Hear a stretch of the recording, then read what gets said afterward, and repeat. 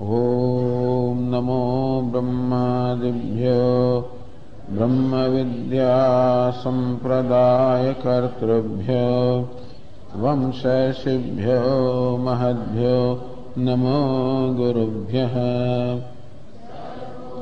प्लवरहितः प्रज्ञानघनः प्रत्यगर्थो ब्रह्मैवाहमस्मि ब्रह्मैवाहमस्मि। ॐ नारायणं पद्मभवं वसिष्ठं शक्तिं च तत्पुत्रपराशरं च व्यासं शुकं गौडपदं महान्तं गोविन्दयोगीन्द्रमथास्य शिष्यं श्रीशङ्कराचार्यमथास्य पद्मपादं च हस्तामलकं च शिष्यं तन्तोटकं वार्तिककारुमन्यान् अस्मद्गुरून् सन्ततमानतोऽस्मि। पुराणानाम् आलयं करुणालयं नमामि भगवत्पादं शङ्करं लोकशङ्करं शङ्करं शङ्कराचार्यं केशवं बादरायणं सूत्रभाष्यकृतौ वन्दे भगवन्तौ पुनः पुनः। ईश्वरो गुरुरात्मेति मूर्तिभेदविभागिने व्योमवद्व्याप्तदेहाय दक्षिणामूर्तये नमः। ॐ पूर्णमदः पूर्णमिदं पूर्णात् पूर्णमुदच्यते पूर्णस्य पूर्णमादाय पूर्णमेवावशिष्यते। ॐ शान्ति शान्ति शान्तिः।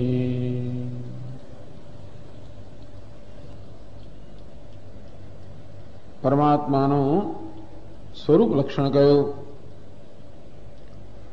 અસ્થૂલમ, અનણુ, અહ્રસ્વમ અર્થાત બધા પ્રકારના વિશેષણો નિષેધ કરવામાં આવ્યો કે પરમાત્મા અંતિમ સત્ય નિર્વિશેષ છે, નિરુપાધિક છે, કોઈ વિશેષ પર આધારિત નથી, કોઈ ઉપાધિ પર આધારિત નથી, કોઈ ગુણ પર આધારિત નથી.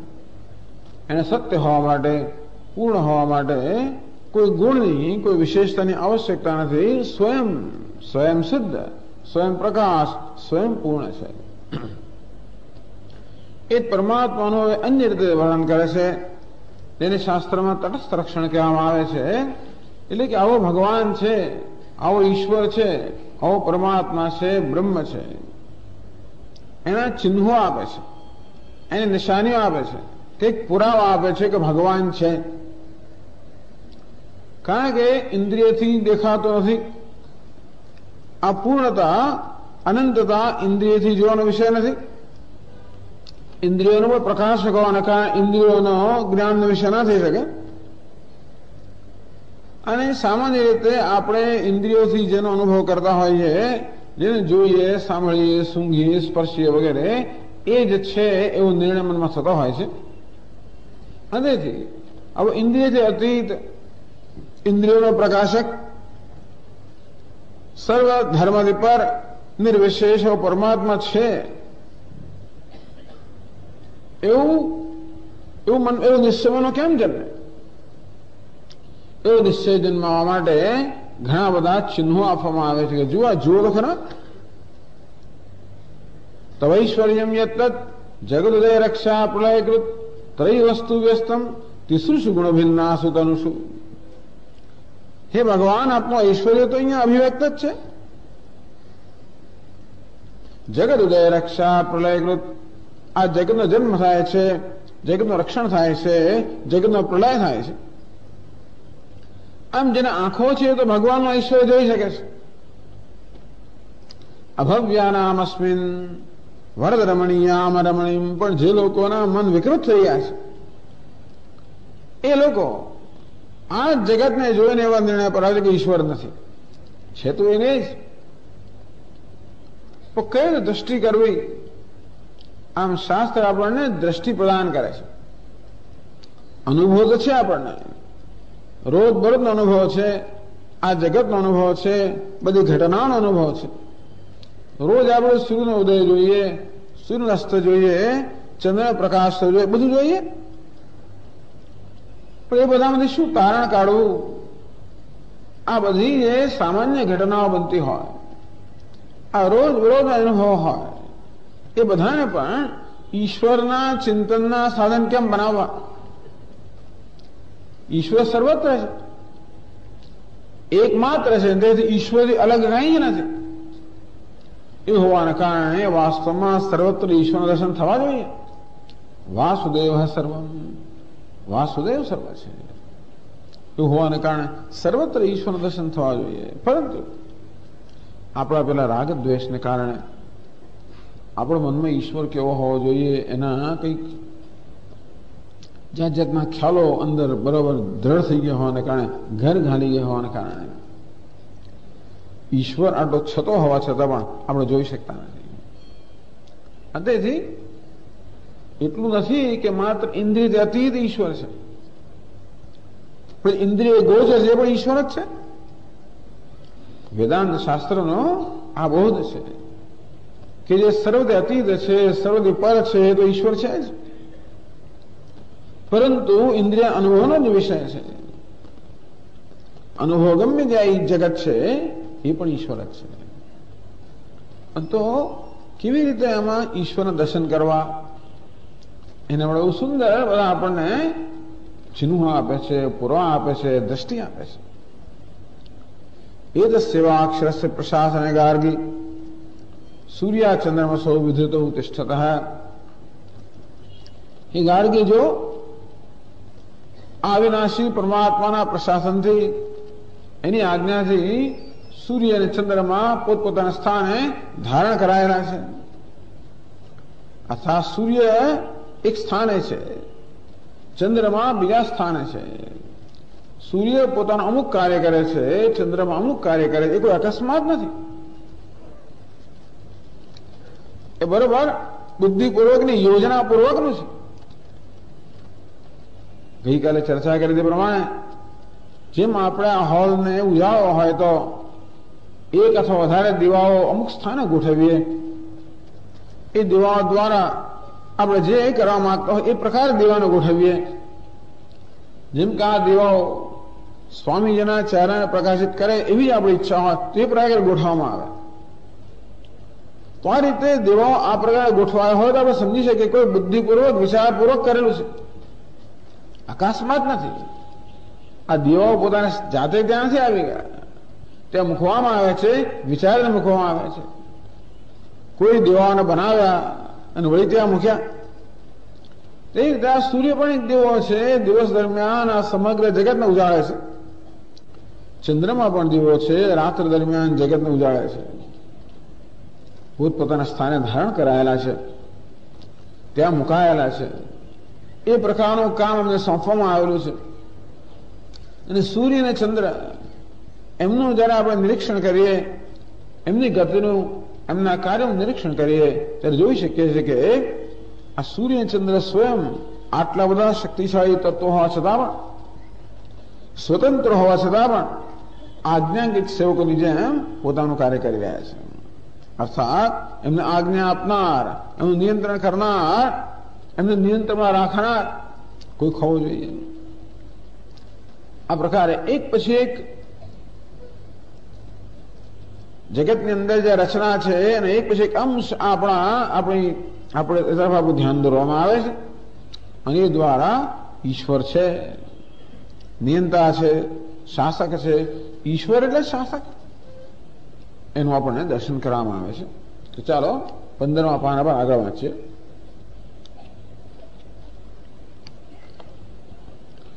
एतस्यैवाक्षरस्य प्रशासने गार्गी द्यावा पृथिव्यो विद्रुते तिष्ठतः. हे गार्गी, एतस्यैव अक्षरस्य प्रशासने, अक्षर अर्थात अविनाशी परमात्मा की आज्ञा थी એ પરમાત્મા અવિનાશી હોવો જોઈએ. જે આજ્ઞા કરનાર છે, જે શાસન કરનાર છે, એ તો હંમેશા હોવો જોઈએ. સૂર્યનો ઉદય થાય ત્યારે હોવો જોઈએ, સૂર્યનો અસ્ત થાય ત્યારે હોવો જોઈએ, સૂર્ય પ્રકાશેલો ત્યારે પણ હોવો જોઈએ. એ જો ન હોય તો આ બધા શક્તિશાળી તત્વો સૂર્ય, ચંદ્ર વગેરે કે આજ્ઞાનું પાલન ના કરે. આમ તો કોઈને આજ્ઞાનું પાલન કરવું ગમે નહીં, કોઈને નિયંત્રણમાં રહેવું ગમે નહીં, કોઈને ના ગમે, નાના બાળકને ના ગમે. એટલે એને જબરદસ્તીથી વાંચવા બેસાડીએ તો પણ એ તક જ જોતો હોય કે ક્યારે મમ્મી આડી અવળી થાય ક્યારે ભાગી જાય. એટલે જો આપણે ઈચ્છતા હોઈએ કે બાળકે વાંચવું જોઈએ તો બરોબર માથા પર ઉભા રહેવું પડે. ઘરમાં એ સમય પર જાણીએ કે નોકરો હોય તો પણ નોકરો પાસે કામ લેવા માટે માથા પર ઉભા રહેવું પડે. ન ઉભા રહીએ તો આપણે કહીએ ગઈ અને કરે ગઈ, કહીએ કશું ના પણ કરે, જોઈ રીતે કરે, જેમ ફાવે એમ કરે, જેમ યોગ્ય લાગે એમ કરે. ઝાડુ આમ તો વાય બધું અંદર ઉછેડી બધું કરે ને, માથા પર ઉભા રહેવું પડે તો જ વ્યવસ્થિત થાય. આમાં સૂર્ય વ્યવસ્થિત એનો ઉદય થાય ત્યારે, એ પ્રકાશતો હોય ત્યારે, અસ્ત થાય ત્યારે આ વ્યવસ્થિત રીતે પોતાનું કાર્ય કરે છે, રોજ બરોજ. એનો અર્થ એ થયો કે એનો ઉદય થાય ત્યારે પણ એ પૂરો આજ્ઞા કરનાર શાસક હોવો જોઈએ, વચ્ચે પણ હોવો જોઈએ, અસ્ત થાય ત્યારે પણ હોવો જોઈએ, બધા જ કાળે હોવો જોઈએ, બધા સ્થળે હોવો જોઈએ, બધા સંજોગોમાં હોવો જોઈએ. અર્થાત એ કેવો છે? સ્થળ કાળ સંજોગોની પર અવિનાશી છે. જેનું શાસન થઈ રહ્યું એ ભલે વિનાશી હોય, પરંતુ એમનો શાસક અવિનાશી છે. એ જો આડો થયો, એ જો હંમેશા જોયા ન કરતો હોય, એ જો શાસન ન કરતો હોય, અર્થાત એના શાસનમાં કોઈ પ્રકારની ખામી આવી જાય, કંઈક ક્ષતિ આવી જાય, એ કંઈક ઊંઘી જાય ધારો તો આપણે ઊંઘી જઈએ તો નોકરો શું કરે? જે કરવું એ કરે. જેમ પેલા આપણે દરવાનને રોક્યો ઊંઘી જાય તો પછી ચોરો નાવું આવી જાય. ભગવાન ઊંઘી જતો હોત,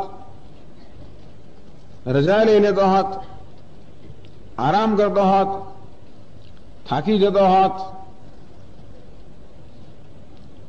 ધ્યાન કરતો હોત, આવું કશું કરતો હોત તો જે પ્રકારની વ્યવસ્થા સર્વત્ર જણાય છે ન જણાતી હોત. અર્થાત જાગૃત હોવો જોઈએ, સતત જાગ્રત હોવો જોઈએ, સતત પ્રભાવ નિરીક્ષણ કરતા હોવો જોઈએ, એનો પ્રભાવ સર્વત્ર પડતો હોવો જોઈએ. એક ક્ષણ પણ ન હોય જેનો પ્રભાવ ન હોય. એટલે કહ્યું એ તો સેવાક્ષર પ્રશાસને, અક્ષર અર્થાત અવિનાશી પરમાત્માના પ્રશાસનમાં. આ પરમાત્મા અવિનાશી હોવો જોઈએ, સર્વત્ર હોવો જોઈએ, સર્વ સ્થળે, સર્વકાળમાં, સર્વ સંજોગોમાં હોવો જોઈએ, અને તો જ વ્યવસ્થા ચાલી શકે. પછી બીજું દૃષ્ટાંત આપે છે, દ્યાવા પૃથ્વ્યો વિધૃતે તિષ્ઠતઃ. આ સ્વર્ગ અને પૃથ્વી પણ પોતાના સ્થાને ધારણ કરાયેલા છે. આ પૃથ્વી પોતાના સ્થાને છે, સ્વર્ગ પોતાના સ્થાને છે. સ્વર્ગમાં તો કેટલા તારાઓ લટકે છે ને કેટલા દેવતાઓ અને કેટલું બધું છે, કેટલું વજનદાર હોય ને એને કોઈ ના ધારણ કરે તો પડી જાય કે ના પડી જાય? વિચાર કરો. આ પૃથ્વી પણ પોતાના સ્થાને ધારણ કરાયેલી છે, એને કોઈ ધારણ કરનાર ન હોત, ત્યાં રાખનાર ન હોત, આપણે એવી રીતે હાથમાં આ વસ્તુ ધારણ કરી હોય વસ્તુ તો જ ત્યારે એની જાતે તો રહે નહીં. એનો સ્વભાવ દરેક વસ્તુ સ્વભાવ પડી જવું. તો પૃથ્વીને પણ પોતાના સ્થાને ધારણ કરવામાં ના આવે તો પડી ગઈ હોત કે ઉડી ગઈ હોત. એટલું જ નહીં, પરંતુ જેમ કે આ પુસ્તક જરાક પોતાના પાના ફફડવા માંડે, જેવી રીતે આ પૃથ્વી પર અનેક બધા ધાતુઓની, તત્વોની, રજકણોની, અણુઓની બનેલી છે, અને એ બધાને જો એ આકારમાં રાખનાર બોલો ન હોત કોઈ, તો પૃથ્વી અનેક અંશમાં બને, બધા અંશ છૂટા પડી જતા હોત. દરેક વસ્તુનો નિયમ છે કે છૂટું પડી જવું. ભેગું ક્યારે રહે? એને ભેગું કરનાર કહેવાય. તો જો ભેગું રાખનાર ન હોય તો વસ્તુનો સ્વભાવ છે પોતપોતાની દિશામાં જવું. જેમ પેલા ગાળામાં રીંગણ ભર્યા હોય, પેલું બંધ રાખ્યો રીંગણામાં, જેવું પેલું ખોરે રીંગણ બાદ ચારે બાજુ વાળા ગભી પડે ને, એ રીંગણા બધા ગળી નહોતા પડતા, કારણ કે એમને એ રીતે રાખનાર કોઈ હતું, નિયંત્રણ કરનાર કોઈ હતો. તે બધા પૃથ્વીમાં બીજા બધા એના રસકણ બધા જુદા નથી પડી જતા, તૂટી નથી જતા, ફાટી નથી જતા, કારણ કે બધાને ભેગું રાખનાર કોઈ છે. એ બધાને એમની સ્થિતિમાં જાળવનાર કોઈ હોવું જોઈએ. આ બધું અકસ્માત નથી, આ બધી વસ્તુ બહુ એકદમ વિચારપૂર્વક નહીં છે. તમે કહો સ્વામીજી તમે શું વાત કરો છો, આ તો બધું જૂના જૂનવાણી થઈ ગયો. વૈજ્ઞાનિકો સમજાવે છે કે બધા અણુની અંદર બધા પેલું એમને અણુઓને ભેગા રાખનાર એવું પરિબળો હોય છે, જેને કારણે અણુઓ ભેગા. તમારે ભગવાનની ક્યાં જરૂર છે આ બધા? અરે ગુરુત્વ કશે બધા તો સેન્ટ્રીફ્યુગલ ફોર્સ, સેન્ટ્રીપિટલ ફોર્સ આ તો જાણતા નહીં સ્વામી, તમે આવું બધું બોલે છો. ભગવાનની શું જરૂર છે? એટલે સેન્ટ્રીફ્યુગલ ફોર્સ થી આમ પૃથ્વી આમ ફરે, સેન્ટ્રીફ્યુગલ ફોર્સ અને આમ સ્થાનમાં રાખે. ભગવાનની જરૂર શું છે? અને પદાર્થ કે પડે છે ગુરુત્વાકર્ષણ કારણે પડે છે, પણ એ સેન્ટ્રીફ્યુગલ ફોર્સ અને સેન્ટ્રીપિટલ ફોર્સ જેને કારણે આ બધી વસ્તુઓ બરોબર બેલેન્સમાં રહેતી હોય, પોતાના સ્થાને રહેતી હોય, અમુક જ રીતે બરોબર એ લોકો ગતિ કરતી હોય, એવું કર્યું કોણે? આ બધા અણુઓ બનીને એક સમૂહ બન્યો હોય ધારો કે, તો પણ એ બધા અણુઓને ભેગા રાખનાર જે પરિબળ, એ પરિબળ કોણે રચેલું છે? એ પરિબળના રૂપમાં તો પરમાત્મા આવેલો છે કે નહીં? નહીં તો આ બધા ભેગા ના રહેતા, બધા જુદા પડી ગયા હોય. પૃથ્વી બરોબર એક ગોળો છે, એ તૂટી ફૂટી નથી જતી, એના બધા વિભાગો અલગ નથી થઈ જતા. આ બતાવે છે કે વ્યવસ્થા છે, તેથી એ વ્યવસ્થા રાખનાર કોઈ હોવું જોઈએ. પૃથ્વી પડી નથી જતી, ઉડી નથી જતી, સ્વર્ગ નીચે પડી નથી જતો. આપણે જયારે રચના કરી કેટલું થાય. હમણાં જ સમાચાર મળ્યા, સ્વામીજી ફલાણી જગ્યાએ પેલી કોલેજની બધી સીલિંગો નીચે પડી. એવી સીલિંગ જે બનાવે ભગવાને, તો સ્વર્ગ નીચે તો આપણું શું થાત? નથી નીચે પડતો કશું, બધું પોતાના સ્થાને ધારણ કરાયેલું છે. આમ હે ગાર્ગી, અવિનાશી પરમાત્માની આજ્ઞાથી સ્વર્ગ એમાં રહેલા બધા આ બધા જ્યોતિર્મય પદાર્થો અને પૃથ્વી પણ પોતપોતાના સ્થાને ધારણ કરાયેલા છે. પછી આગળ કહે છે એતસ્યવા અક્ષરસ્ય પ્રશાસને ગાર્ગી નિમેષાઃ મુહૂર્તાઃ અહોરાત્રાણિ અર્ધમાસાઃ માસાઃ ઋતવઃ સંવત્સરાઃ ઇતિ વિદ્યુતાસ્તિષ્ઠન્તે.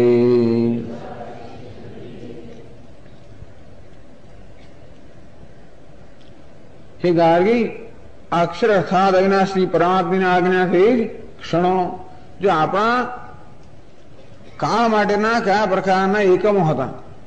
આપણે અઠવાડિયું હતું ને એવું નહોતું. આપણે ત્યાં શું હતું? ક્ષણો, મુહૂર્ત, દિવસ, રાત, કલાક પણ નહોતો, મિનિટ પણ નહોતી, કલાક નહોતો, અઠવાડિયું નહોતું, પખવાડિયું હતું. ચંદ્ર ના અને વૃદ્ધિને ક્ષયને પખવાડિયું.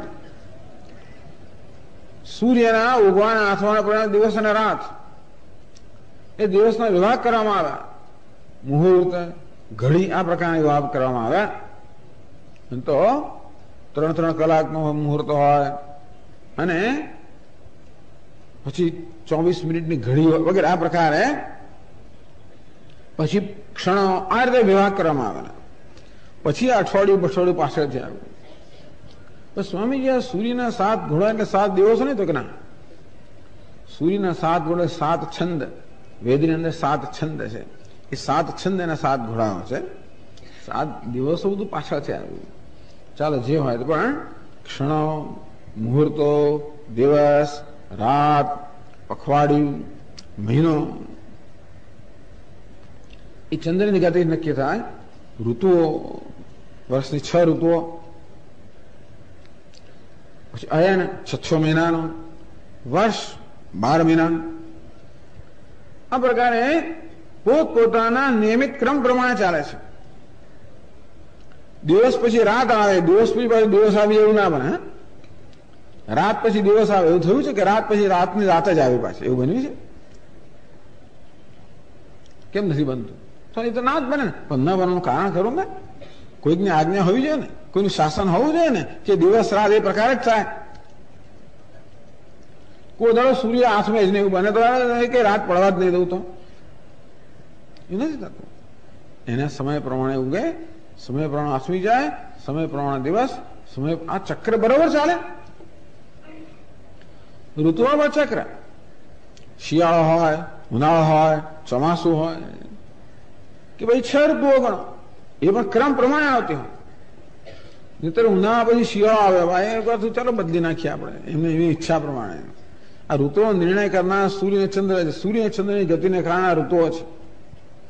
તો એ લોકો બદલી નાખે પોતાની ગતિ, ઋતુ ધારો કે બદલાઈ જાય એવું નથી થતું. આ બધી ગતિ ક્રમ પ્રમાણે ચાલે છે. વળી કહે છે આ કાળ કોણ છે ખબર છે? ગણનાર છે. કાલઃ કલયતામહમ. ભગવાન કહે ગીતામાં કે ગણતરી કરનારા પેલા હોય ને, હિસાબ કિતાબ રાખનારા મુનિમ હોય ને, મુનિમ એ બધી ગણતરી કરનારા હોય. આ કાળ ગણતરી કરનાર છે. ક્ષણે ક્ષણની ગણતરી કરે છે. કઈ વસ્તુ કેટલા વખત સુધી હોવી જોઈએ બધું નક્કી કરનાર કાળ છે. આનું કેટલું આયુષ્ય હોવું જોઈએ આ ટીક ટીક ચાલ્યા કરતું હોય ને, એટલે ટાઈમ બોમ્બ છે અને સમય આવે એટલે પૂરું થઈ જાય. આ કાળ જે છે ને ગણતરી કરનાર છે. એક એક શ્વાસની ગણતરી કરતો હોય, એક એક ધબકારાની ગણતરી કરતો હોય.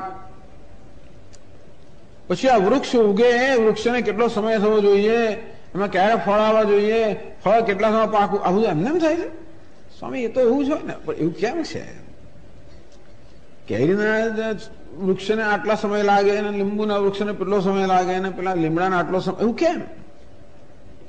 એક ફળને પાકતા સ્વામી ચીકુને પાકતા આટલા દિવસ થાય ને, કેરીને પાકતા પેલા દિવસ થાય ને, સફરજનને પાકતા આટલું થાય ને, કેળાને પાકતા એવું કેમ? બધું નિયત થયેલું છે. ટૂંકમાં કાળ જે છે ને દરેકની ગણતરી કરતા હોય છે. મુનિમ જેવી રીતે પેઢીની અંદર આવક જાવક હિસાબ કરતો બધી ગણતરી રાખતો હોય તેવી રીતે આ ભગવાને કાળ મોકલે ગણતરી કરવા માટે. કોઈ શું ગણતરી બહાર ન થાય. કાલઃ કલયતામહમ. બધા કલય અર્થાત ગણતરી કરનાર ભગવાન કાળ છું. તો આ રીતે ભગવાને એક ક્ષણે ક્ષણની ગણતરી, મુહૂર્તની ગણતરી, દિવસ રાતની ગણતરી, પખવાડિયાની ગણતરી, ઋતુઓ મહિનાની ગણતરી, ઋતુઓની ગણતરી, અયનની ગણતરી, વર્ષની ગણતરી, આ પ્રકારે એ બતાવે છે. આ કાળ પણ નિયમ પ્રમાણે ચાલે છે. આમ તો કાળ બધાને ક્ષીણ કરનારો છે. કાલો જગત ભક્ષક. આ સમગ્ર જગતનું ભક્ષણ કરનાર કાળ છે. પણ સ્વયં કાળે પણ મૃત્યુર્ધાવત પંચમયથી એની આજ્ઞાથી આ કાળ પણ બરોબર વ્યવસ્થિત કામ કરે છે. કાળની સ્વતંત્રતા નથી કે જેમ ફાવે એમ કરે. કાળની સ્વતંત્રતા નથી કે ચાલ ને આજે ડાબાનું જળ 2 દિવસ ઉગાડી દઉં, એવું ના થાય. આમ તો કામ બહુ શક્તિશાળી છે ને, આખા જગતનું ભક્ષણ કરનાર છે. એટલે ક્યારેક ક્યારેક એમ ના થાય કે ચાલો હું જેમ ફાવે એમ કરું, કોઈ દિવસ નહીં. આ રાત પછી હું રાતે રાખું છું, 15 દિવસ રાતે રાખ્યા કરું એવું લાગે કાન, એવું ના થાય. ચાલો ચોમાસું 2 મહિના 4 મહિના 6 મહિના લગાવી રાખું તો એ ના થાય. આ બધાના ત્રાસ આવું ઉનાળો 9 મહિના સુધી રાખવું ના થાય. જે પ્રકારે એને સૂચવવામાં આવ્યું છે, એને નિયુક્ત કરવામાં, એ પ્રકારે આટલો શક્તિશાળી તત્વની વાત કરે છે. કાળ પણ બરોબર આજ્ઞાંકિત મુનિમ હોય પ્રકારે બધી ગણતરી કરી રહ્યો છે અને વ્યવસ્થિત વર્તી રહ્યો છે. પછી આગળ કહે છે એતસ્યવા અક્ષરસ્ય પ્રશાસને ગાર્ગી પ્રાચ્ય અન્યાન્યનદ્ય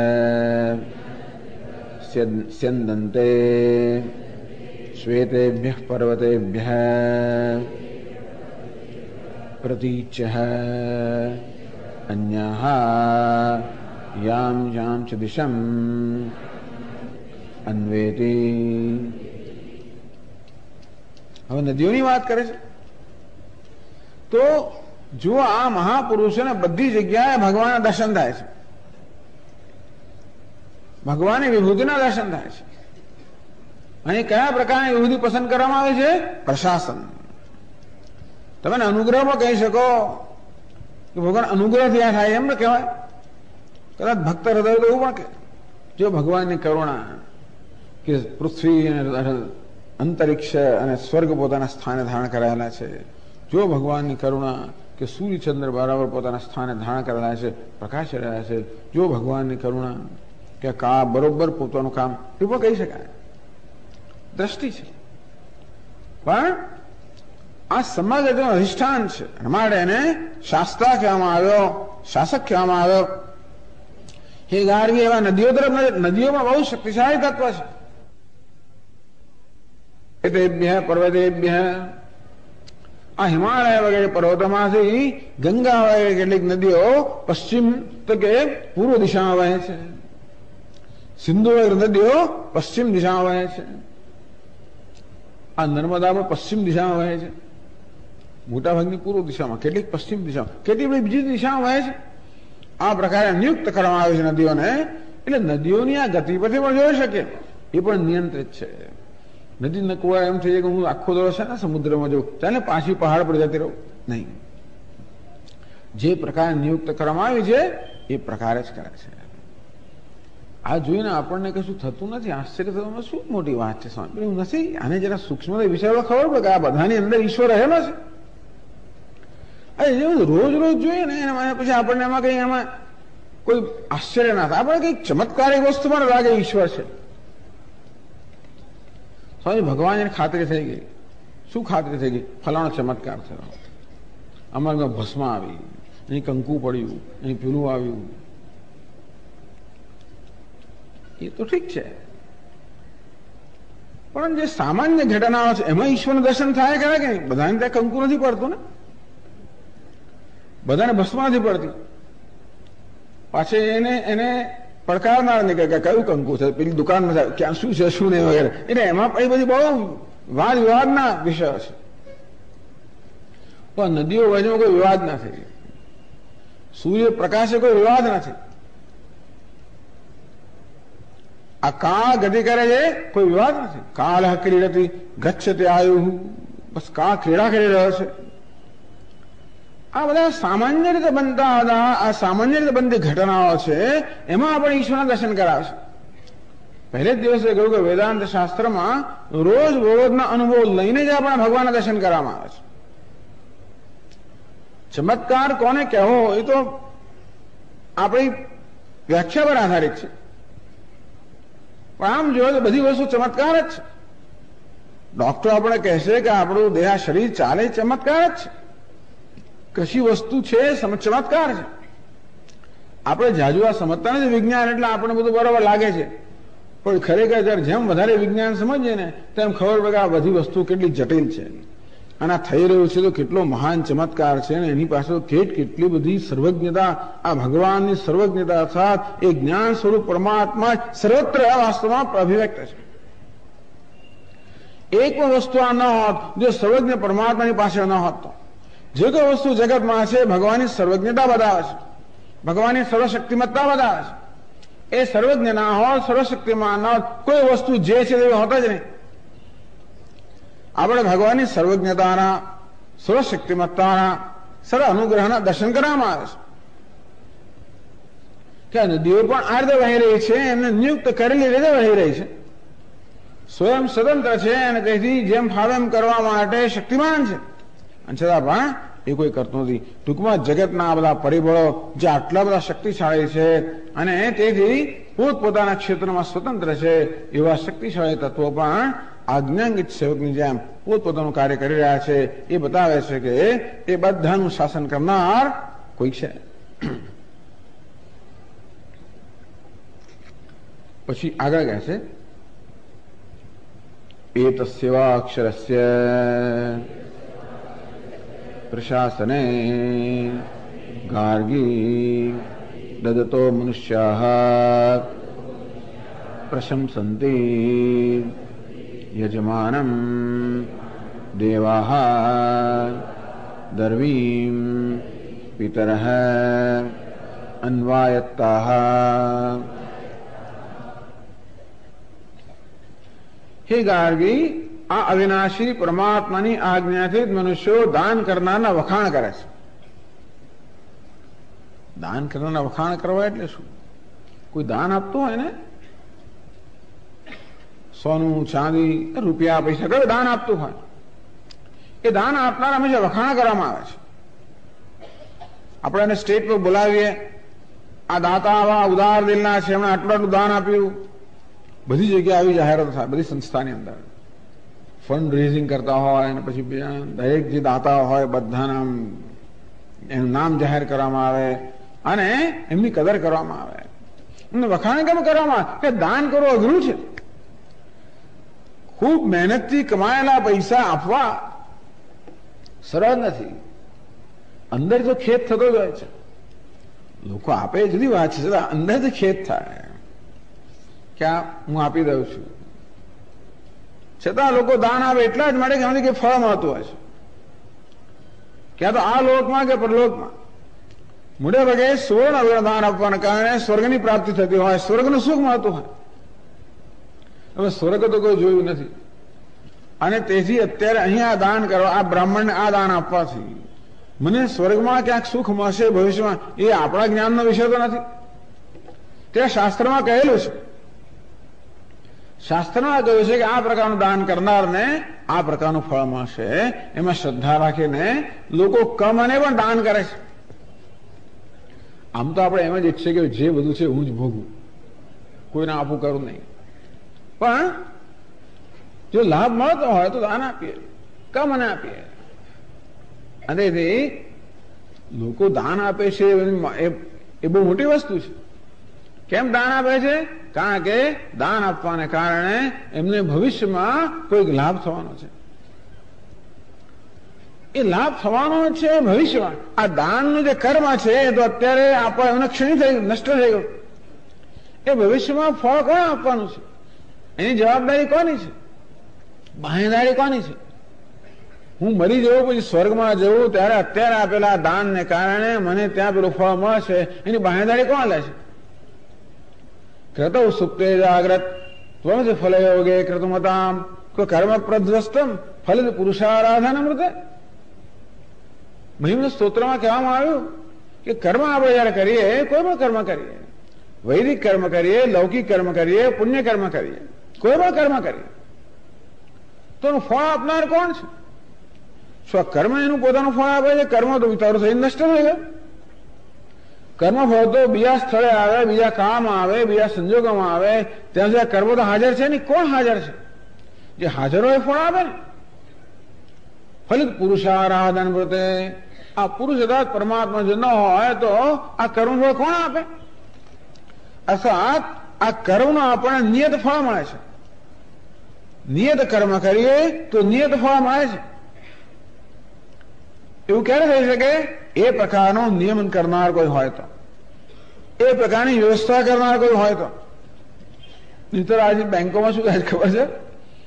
આપણા એકાઉન્ટમાંથી પૈસા બીજા કોઈને જતા રહે અને બીજાના પૈસા આપણને આવ્યું થાય છે. ઘણી વાર થતું હોય છે. આપણે આ ધંધો કરનારા હોય તો શું ના શું ગોટાળા કરીએ. એકનું બીજાને ધોબી એકના કપડા બીજાને આપી દે, બીજાને આપી દે, જાત જાતનું થતું હોય. એક પહેલાની ચંબલ પહેરી જાય, બીજો બીજાને પહેરી જાય. આવી જાતનો ગોટાળો હતા જગત ચાલે નહીં. ચાલે આ તો આપણું ગાડું જેમ જેમ ચાલે છે બધું એ ચાલે છે એવું તો આપણે માનીએ છીએ, કશું ચાલે પણ જે હોય તે. પણ આવી જાતના ગોટાળા જો હોય તો જગત ચાલે? આમાં એવું છે ને, હું કર્મ કરું તો એક તો એનું ફળ મને જ મળવું જોઈએ, તમને ના મળવું જોઈએ. અને બીજું મેં જે કર્મ એ પ્રકારનું ફળ મળવું જોઈએ. તો આ બધી વ્યવસ્થા કરનાર કોણ? કોઈ સર્વજ્ઞ હોવો જોઈએ, સર્વશક્તિમાન હોવો જોઈએ, જેને કર્મનું જ્ઞાન છે, આ કર્મના નિયમોનું બધું જ્ઞાન છે. અને તેથી આ કર્મ કરવાને કારણે કયા પ્રકારનું ફળ ક્યારે કયા સંજોગોમાં મળવું જોઈએ આ બધો નિર્ણય કરવાની નું જ્ઞાન છે, સર્વજ્ઞતા છે. એટલું જ નહીં, પરંતુ એ સંજોગોમાં એ ફળ આપવાની શક્તિ પણ ધરાવે છે. આમ કર્મનું લોકો દાન કરવાની પ્રશંસા એટલા માટે કરે છે કે આ મનુષ્ય પોતાના પ્રાણ પ્રિય ધનને આપી રહ્યો છે. ખરેખર એ પ્રશંસાને પાત્ર છે. પેલો કેમ આપી રહ્યો છે? કારણ કે એ દ્વારા એને કંઈક ફળ મળવાનું છે. એ ફળ મળવાને એને મનમાં ખાતરી કેમ છે? કઈ કહેલું શાસ્ત્રમાં કે આમ કરશો તો આ ફળ મળશે. એ શાસ્ત્રે તો કહ્યું છે, પણ એ શાસ્ત્ર તરફ પણ ખરેખર એવું કહેનાર કોણ? ઈશ્વર જ છે. ઈશ્વર આપણે શાસ્ત્ર દ્વારા કહેનાર છે. એ માટે કોઈના શાસ્ત્રના કહેવાથી, કોઈ બ્રાહ્મણને કહેવાથી, આ ભગવાનને કહેવાથી કરીએ છીએ. એટલે જામીન કોણ લે? ભગવાન જામીન લીધેલી. આપણને ધારો કે આ સ્વામીજી કે બેંકમાં લોન લેવા મળે તો કોઈ ઉભા ના રાખે. શું તમારી અસ્ક્યામત શું છે? ફળ કશું નથી. એ તો ટ્રસ્ટીઓને લઈ જઈએ, ટ્રસ્ટી કરોડપતિ ઉભા એની તરફ જો દાન મને પેલું લોન મળે જુએ ત્યાં અતસ્ત્વામ સંપ્રેક્ષ. અંતેથી જયારે ખરેખર આ લોકો કર્મ કરે ત્યારે ભગવાન સામે જોયે કે ભગવાન તે કહ્યું છે માડા કરીએ છે તેમ પેલો આપે કદાચ મને, પણ જોતો પેલી તરફ તમારે કારણે અપાય છે. અંતે એ રીતે કર્મ કરીએ ત્યારે આ ભગવાન તરફ જોઈને આપણે કહીએ કે ભગવાન આ કર્મફળ તું આપનાર છે, મારા ફલમત ઉપપત્તે હે. કર્મફળ પ્રદાન કરનાર ભગવાન આ કર્મફળ દાતા છે, કર્માધ્યક્ષ છે. આ કર્મનો અધ્યક્ષ છે, એની આજ્ઞાથી કર્મ થાય છે. કર્મફળ દાતા છે, અર્થાત કર્મ અનુરૂપ ફળ પ્રાપ્ત થાય છે. કર્મ કર્મ અને ફળ પ્રાપ્ત આ વ્યવસ્થા છે. એ વ્યવસ્થા બતાવે છે કે એ વ્યવસ્થા કરનાર હોવો જોઈએ. જો વ્યવસ્થા ના હોત તો કઈ બધો ગૂંચવાડો થઈ ગયો. તમે કર્મ કરો મને ફળ મળે તો શું થાય? ફરિયાદ જ થાય ને. પછી આજે કેટલી ફરિયાદો થાય છે? ફરિયાદો થાય નહીં. મને આ દેહ કેમ મળ્યો? મને આવું નાક કેમ છે? આવા કાન કેમ છે? આવું માથું કેમ? જે કઈ છે કેમ છે? મેં કર્મ કરવાના પરિણામે. તમારી પાસે તમારે કર્મના કારણે આ બધી વ્યવસ્થા છે. કારણ કે કર્મફળદાતા છે, સર્વજ્ઞ છે, સર્વશક્તિમાં સર્વનો શાસક છે. તો દુપરા નહીં કહે છે કે આ દેવતાઓ છે ને પેલા સ્વર્ગમાં બેઠેલા એ બધા યજમાનો પર વિચાર આધારિત છે. આ દેવતાઓ આટલા મોટા હોવા છતાંય પણ છેવટે એમનો આધાર કોના પર ખબર છે? આપણે યજ્ઞમાં આહુતિ આપીએ ત્યારે દેવતાને પોષણ મળે, બાકી દેવતાઓ ક્ષીણ થઈ જાય બિચારા. એટલે બધા રાવણ ને હિરણ્ય કશ્યપ જેવા રાક્ષસો બધા આ યજ્ઞ જ બંધ કરાવે. દેવતાને આહુતિ મળે જ ક્ષીણ થઈ જાય, એટલે નિર્વાહ થઈ જાય, એટલે મારીને બહાર કાઢી મૂકે. એટલે દેવતા કોના પર આધારિત છે? યજમાન પર આધારિત છે, યજ્ઞ કરનાર પર આધારિત છે. આટલા શક્તિશાળી દેવતા પણ હવે હાલતમાં રાખનાર કોણ છે? ભગવાન છે. કે ભાઈ તમારે આમના પર આધારિત છો, અમને સાચવજો. કેને એટલે આપણે કહેવામાં આવે કે જે આ મહેમાન છે અમને જરા સાચવજો, આમ છે તેમ છે ફલાણા છે, આ બધી સૂચના આપવામાં આવે. ઘરની અંદર પણ કયા મહેમાનની કેવી સારવાર કરવી, આશ્રમમાં એવું થતું હોય, બધી જગ્યાએ થતું હોય છે.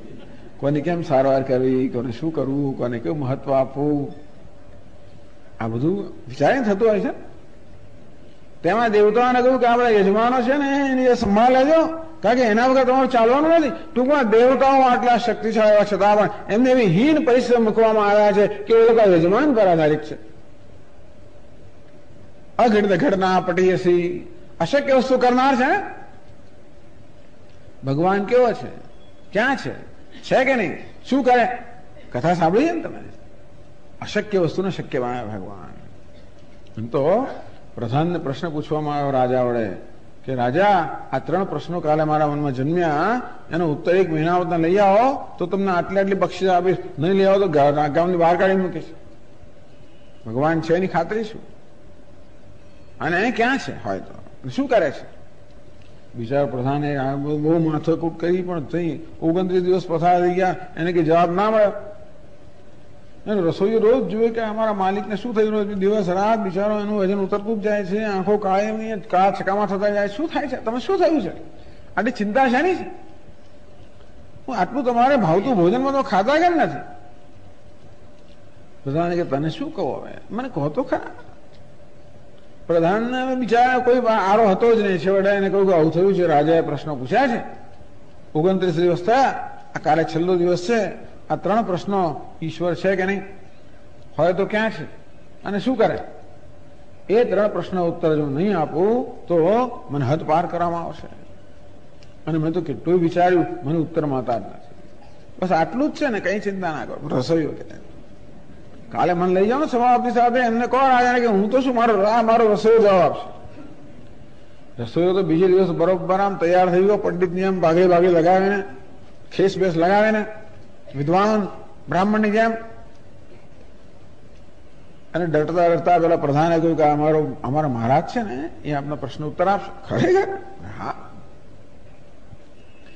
રાજા સિંહાસન બેઠેલો છે, મહારાજ નીચે ઉભેલો છે, અને રાજા પ્રશ્ન કરે કે મારે 3 પ્રશ્નો છે. તો મહારાજ મારે રસોઈયો કે મહારાજ એટલે પેલો ખરા મહારાજ છે રાજા. 2 મહારાજ થઈ જાય, તો રસોઈ કરનારા મહારાજ અને પેલા મહારાજ. સ્વામી દયાનંદ મહારાજ જયારે ગુજરાતમાં આવે ને ત્યારે મહારાજ એટલે એમને એમ કે મને બોલાવે છે. જમતા હતા ને ત્યારે મહારાજ એટલે એ જોઈએ તો કે ના મહારાજ આપને નથી બોલતા, પેલા મહારાજને બોલાવે. ગુજરાતમાં રસોઈને મહારાજ કહે છે. એટલે આ મહારાજ પેલા મહારાજને કહે કે ભાઈ આ જિજ્ઞાસા કોને છે? પ્રશ્નનો ઉત્તર જાણવાની ઈચ્છા કોને છે? મને છે. ઉત્તર આપનાર કોણ? તો કે તમે છો. તો જો પ્રશ્ન પૂછાને શું કહેવાય? તો કે એને જિજ્ઞાસુ કહેવાય, શિષ્ય કહેવાય. ઉત્તર આપને શું કહેવાય? ગુરુ કહેવાય. તો ગુરુનું સ્થાન કરવું, શિષ્યનું સ્થાન કરવું. કોણ ઊંચા સ્થાને હોય, કોણ ઊંચા સ્થાને હોય? તો વાત બરોબર છે. રાજા નીચે ઉતરી આવ્યો અને પેલા ઉપર બેસાડી દીધો. હવે પ્રશ્ન પૂછે. પછી પ્રશ્ન પૂછ્યા, ભગવાન છે? સારું. પછી તો બધે જાણો છો આ કથા, બધી આખી કથા થઈ ગયો તમને, અને ના હોય તો જરા પૂછી લેજો આ લોકોને. પછી ભગવાન ક્યાં છે? ભગવાન શું કરે? છેલ્લો પ્રશ્ન. ભગવાન શું કરે? રાજા કે 3યો પ્રશ્ન. ભગવાન શું કરે? અશક્ય વસ્તુને શક્ય બનાવે. તો કે રાજા તમે કોણ છો? હું રાજા છું. ક્યાં ઉભા છો? નીચે ઉભો છું. હું કોણ છું? રસોઈયો છું. ક્યાં બેઠો? સિંહાસન પર. આવું કોણ કરે? આ રાજા જેવા શક્તિશાળીને પણ આને આધારિત બનાવી દો ને. તેના દેવતાઓ આટલા શક્તિશાળી છે, આટલા તેજસ્વી છતાં પણ આ યજમાનો પર આધારિત બનાવી દીધા. દર્વીમ પિતર. આ પિતૃલોકમાં પિતૃઓ છે એ આધારિત કોને છે? આ દર્વી હોમ કરનાર જે છે એના પર પિતૃ આધારિત છે. મારે હે ગાર્ગી જો આ પરમાત્માના પ્રશાસનમાં કેવું થઈ રહ્યું છે એમ કરીને આ બધા અનેક બધા દ્રષ્ટાંતો આપે છે, અનેક બધા કિસ્સાઓ આપે છે, ચિહ્નો આપે છે, વિકલ્પો આપે છે, પર્યાય આપે છે. દર્શન કરવાનું જો ઈશ્વરનું દર્શન કર એમ કરીને આટલા બધા ચિહ્નો આપવામાં આવે અને લિંગ કહેવાય છે શાસ્ત્રમાં. લિંગ અનુમાન કરવા માટે. અનુમાન કરવું હોય તો આપણી પાસે કોઈ પુરાવો જોઈએ. જેવી રીતે સામેથી ધુમાડો આવી રહ્યો હોય પેલા બિલ્ડિંગમાંથી, તો આપણે અનુમાન કરીએ કે આગ લાગી હોવી જોઈએ. અગ્નિ દેખાતો નથી, દેખાય છે ધુમાડો, પણ હવે શું કહે? આગ લાગી. કોને કહ્યું આગ? જોઈ કે આગ નથી જોઈ તો કેચ કેમ? ધુમાડો છે ને. કારણ કે આગ વગર ધુમાડો ના હોય શકે, આપણે જાણીએ છીએ. યત્ર યત્ર ધૂમ તત્ર તત્ર વહ્નિ. જ્યાં પણ ધુમાડો હોય ત્યાં આગ હોવી જ જોઈએ. પણ આગ જોઈએ એટલે અનુમાન કરીએ કે ધુમાડો જોઈએ, અનુમાન કરે આગ હોવી જોઈએ. જોઈએ છે ધુમાડો, અનુમાન કરીએ છીએ આગનું. તેમ જોઈએ છે સૂર્યચંદ્ર, અનુમાન કરીએ ઈશ્વરનું. જોઈએ છે પૃથ્વી સ્વર્ગ, અનુમાન કરીએ ઈશ્વરનું. જોઈએ કાળની આ ગતિ, અનુમાન કરીએ ઈશ્વરનું. જોઈએ નદીઓની આ ગતિ, અનુમાન કરીએ ઈશ્વરનું. આમ ઈશ્વર અનુમાન કરવા અનેક બધા ચિહ્નો આપવામાં આવ્યા, અનેક લિંગ આપવામાં આવ્યા. તો ઉપરાંત કહેવામાં આવે છે કે ઈશ્વર છે, પરમાત્મા છે. કેમ? કારણ કે જે પરમાત્માને ન જાણ્યો હોય તો હંમેશા માણસ સંસારમાં ફસાયેલો રહે છે, અનેક અનર્થનો ભોગ બને છે. એ પરમાત્માને જાણ્યો હોય તો મનુષ્ય સંસાર મુક્ત થાય છે. અર્થાત જેના અજ્ઞાનને કારણે મનુષ્ય સંસારમાં ફસાયેલો રહે છે, અનેક અનર્થનો ભોગ બને છે, અને જેના જ્ઞાનને કારણે એ સંસાર મુક્ત બને છે. ઈશ્વર હોવો જોઈએ. નહીં તો એ ન હોય કારણ અજ્ઞાનને કઈ થાય ને. જે વસ્તુ નથી એને ન જાણે તો શું થાય? મારા માથા પર શિંગડા તો નથી, એ શિંગડાના અજ્ઞાનથી કઈ થવાનું છે? આપણે કઈ ના થાય. શિંગડા જાણે તો એ થવાનું છે. જે વસ્તુ ન હોય એના જ્ઞાનથી પણ લાભ ના થાય, અજ્ઞાનથી પણ ગેરલાભ ના થાય. સમજો, જે વસ્તુ છે એના જ્ઞાનથી લાભ થાય, અજ્ઞાનથી ગેરલાભ થાય. બરોબર છે? જે નથી એનું અજ્ઞાન શું?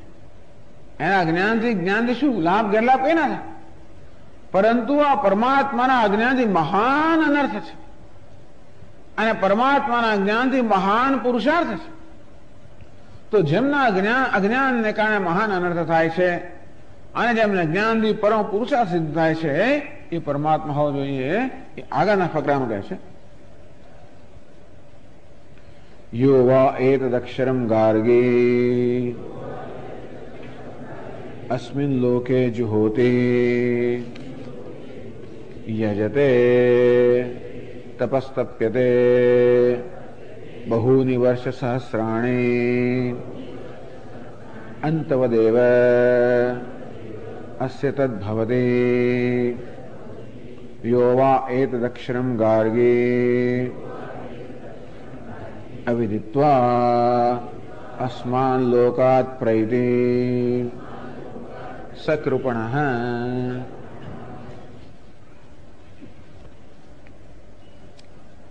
યુવા એતદક્ષરમ ગાર્ગી અવિદિત્વા, હે ગાર્ગી, અક્ષરને અવિનાશી પરમાત્માને જાણ્યા વગર અસ્મિન લોકે જુહોતી વર્ષ સહસ્રાણી, 1000 વર્ષ સુધી હોમ કરે, 1000 વર્ષ જુહોતી તપસ્તપ્યતે, 1000 વર્ષ, હજારો વર્ષ તપ કરે. તપસ્તપ્યતે અંતવત તદેવસ્ય ભવતી.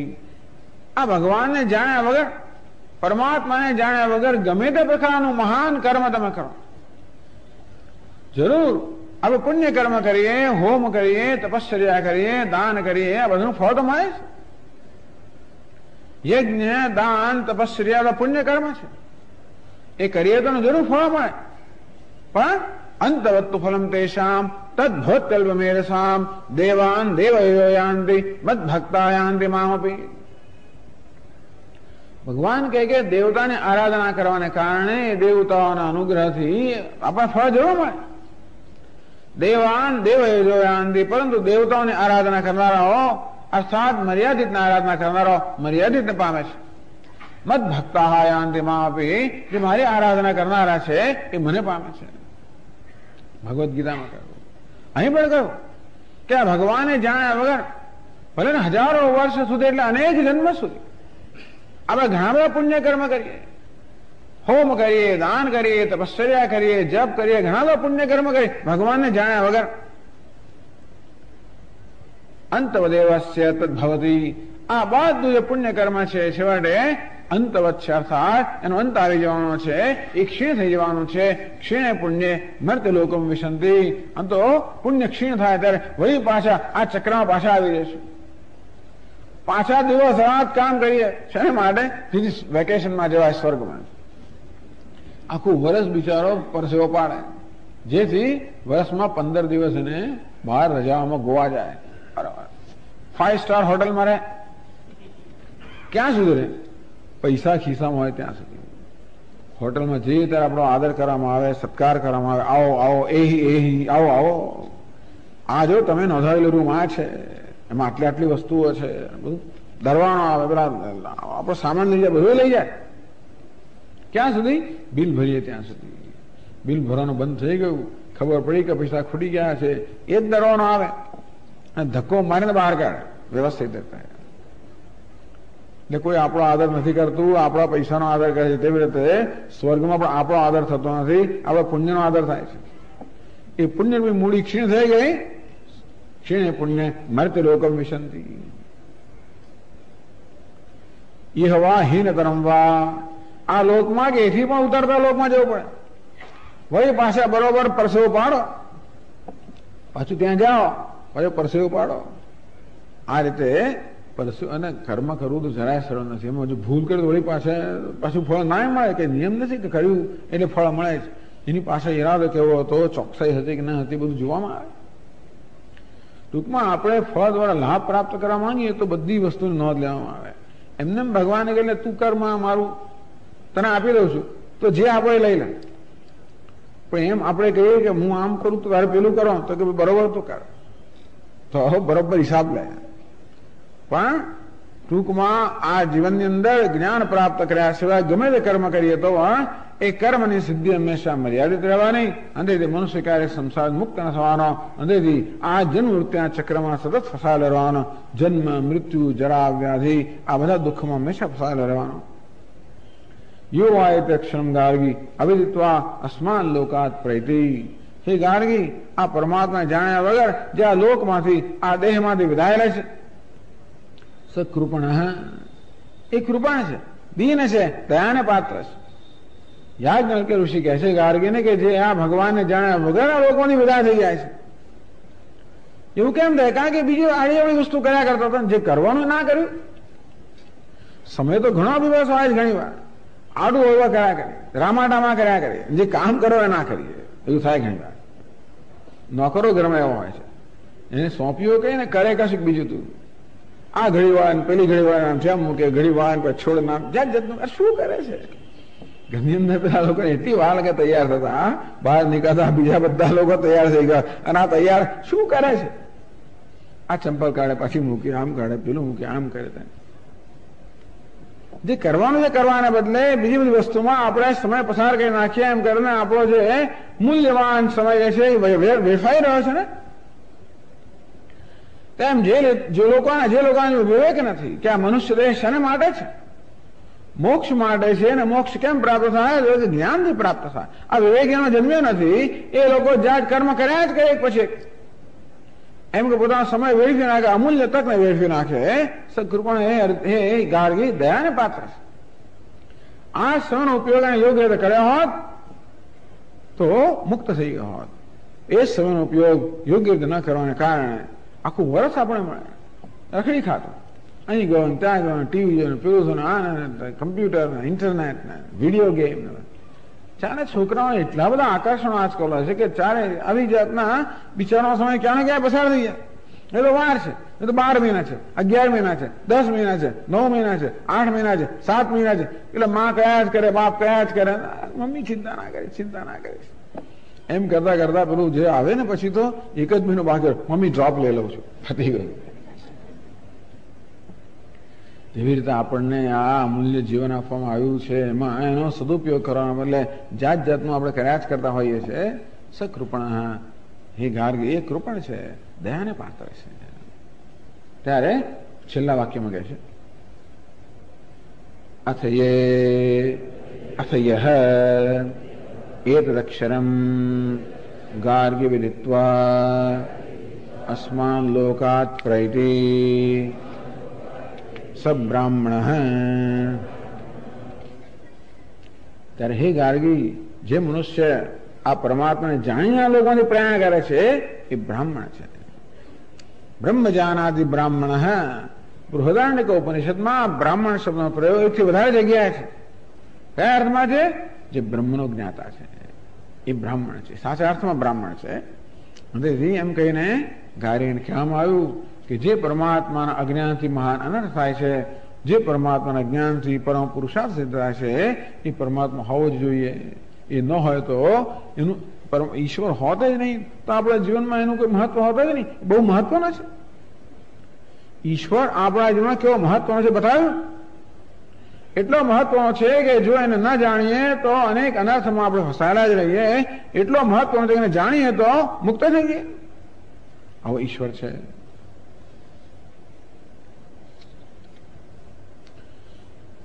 પણ ઈશ્વર કેવો છે? ચેતન છે કે જળ છે? વૈજ્ઞાનિકો શું કે ખબર છે? આ જગત જળ છે, મેટર, પદાર્થ. આપણે જે સાંખ્ય લોકો હતા, આ વૈજ્ઞાનિકો સાંખ્ય લોકો બહુ પસંદ છે, કારણ કે જે વિજ્ઞાનની વાત છે એવી સાંખ્યની એવી વાત છે. સાંખ્ય લોકો એમ કે જગતનું નિયંત્રણ કરનાર પ્રધાન છે, પ્રકૃતિ છે, જળ છે. તો કે નહીં, આ નિયંત્રણ કરનાર જળ ના હોય, ચેતન જ હોવો જોઈએ. એના પ્રમાણમાં કહે છે આગળ 16મા પાના પર, તદ્વા એતદક્ષરમ ગાર્ગી અદૃષ્ટમ દ્રષ્ટૃ અશ્રુતમ શ્રોતૃ અમતમ મંત્ર અવિજ્ઞાતમ વિજ્ઞાતૃ. હે ગાર્ગી, આ અક્ષર અવિનાશી પરમાત્મા અદૃષ્ટ દ્રષ્ટા છે. એ કોઈની દ્રષ્ટિનો વિષય બનતો નથી, પરંતુ એ પોતે સર્વનું દર્શન કરનાર છે. કોઈ એના દર્શન કરતું નથી, ઈશ્વરના દર્શન કરનાર છે. અશ્રુતમ શ્રોતૃ, એને કોઈ સાંભળી શકે એમ નથી, એ સર્વને સાંભળનાર છે. અમતમ મંત્રુ, એનું કોઈ મનન કરી શકે એમ નથી, એ સર્વનું મનન કરનાર છે. અવિજ્ઞાતમ વિજ્ઞાતૃ, એને કોઈ જાણી શકે નહીં બુદ્ધિથી, એ સર્વને જાણનાર છે. તેનો ભાવ એ છે કે સર્વ ચક્ષુથી જોનારે છે, સર્વ કાનથી સાંભળનારે છે, સર્વ બુદ્ધિથી વિચારનારે છે, સર્વ મનથી વિચારનારે છે, બુદ્ધિ જાણનારે છે. ટૂંકમાં આ જોનાર, સાંભળનાર, વિચારનાર, જાણનાર એ જ છે. હું છું સ્વામી જોનાર. તો અત્યારે જે સાંભળી રહ્યું, કોણ સાંભળી રહ્યું છે? આ શબ્દ બોલે, કોણ શબ્દ બોલી રહ્યો છે? અને આ શબ્દો કોણ સાંભળી રહ્યો છે? હું સાંભળી રહ્યો છું. હું એટલે કોણ? આ શરીર સાંભળે છે? શરીર જળ છે, સાંભળી શકે? સ્વામી કાન સાંભળે છે, પણ કાન પણ જળ છે ખરેખર. કાન ને સાંભળી શકતો હોય તો કાનને જુદા મૂકી દઈએ, સાંભળ્યા કરશે, નથી થતું. ના સ્વામી કાનની પાસે પેલું મન સાંભળે છે, મન પણ જળ છે. અને તેથી આગળ આની ચર્ચા આવશે. તો સાંભળનાર કોણ છે? જે ચૈતન્ય છે, આ બધાનો અધિષ્ઠાતા છે, બધાનો અવભાષક છે, બધાનો અધ્યક્ષ છે, એ ખરેખર સાંભળનાર છે. એ જ બધાની આંખોથી જોનાર પણ એ છે. સર્વતઃ પાણીપાદં તદ સર્વતોક્ષ શિરોમુખમ સર્વતઃ શ્રુતિમલ્લોકે સર્વમાવૃત તિષ્ઠતિ સર્વેન્દ્રિય ગુણાભાસમ સર્વેન્દ્રિય વિવર્જિતમ. બધી આંખોથી જોનારે છે, કાનથી સાંભળનારે છે, મનથી વિચારનારે છે, બુદ્ધિથી જાણનારે છે, પગથી ચાલનારે છે, હાથથી કરનારે છે, નાકથી સૂંઘનારે છે, જીભથી ચાખનારે છે. એને કોઈ ચાખી ના શકે, એ સર્વનો ચાખનાર છે. એને કોઈ સૂંઘી ના શકે, એ સર્વનો સૂંઘનાર છે. એને કોઈ જોઈ ના શકે, એ સર્વનો જોનાર છે. એટલે બે જોનાર થયા સ્વામીજી. આંખ પણ જોનાર છે અને પેલો ચૈતન્ય પણ જોનાર છે. બે સાંભળનાર થયા. આ કાન પણ સાંભળનાર છે, પેલો ચૈતન્ય સાંભળનાર છે. તો કે નહીં નહીં. એટલે પછીના ફકરામાં કહે છે નાન્યત અતઃ અસ્તિ દ્રષ્ટૃ નાન્યત અતઃ અસ્તિ શ્રોતૃ નાન્યત અતઃ અસ્તિ મંત્ર નાન્યત અતઃ અસ્તિ વિજ્ઞાત્ર. તો કે નહીં, એના સિવાય કોઈ જોનાર, એના સિવાય કોઈ દ્રષ્ટા નથી, એના સિવાય કોઈ શ્રોતા નથી, એના સિવાય કોઈ મનતા નથી, એના સિવાય કોઈ વિજ્ઞાન નથી. એ જ સર્વમાં રહેલો દ્રષ્ટા છે, શ્રોતા છે, મનતા છે, વિજ્ઞાતા છે. એટલે કે આ દેહની અંદર ઉપાધિમાં કોઈ બે જોનાર, એક જ જોનાર છે. આ ચક્ષુ દ્વારા જોનારે છે, કાન દ્વારા સાંભળનારે છે. એટલું જ નહીં, પરંતુ સર્વ ચક્ષુ દ્વારા જોનારે છે, સર્વ કાન દ્વારા સાંભળનારે છે. એક અદ્વિતીય ચૈતન્ય એક છે. બધી બુદ્ધિ દ્વારા એ જ જાણનાર છે, બધા મન દ્વારા એ જ વિચારનાર છે, બધી આંખો દ્વારા એ જોનાર છે, બધા કાન દ્વારા એ સાંભળનાર છે. કોઈ પ્રધાન કે અચેતન કે કોઈ જળ વસ્તુ નથી. આ ચેતન પરમાત્મા ચૈતન્ય છે, જીવંત છે, ચેતન છે. આગળ કહેલું બધું ચેતન જ છે ખરેખર, પણ આપણે કદાચ જળ ને ચેતન વિભાગ કરતા હોય તો પરમાત્મા ચેતન છે. અને છેલ્લા ફકરામાં કહે છે એતસ્મિન્નુ ખલુ અક્ષરે ગાર્ગી આકાશઃ ઓતશ્ચ પ્રોતશ્ચેતિ. એતસ્મિન્નુ ખલુ આકાશે ગાર્ગી અક્ષરે ગાર્ગી. ગાર્ગીએ પ્રશ્ન પૂછ્યો કે આકાશ કસ્મિન ખલુ આકાશ ઓતશ્ચ પ્રોતશ્ચ.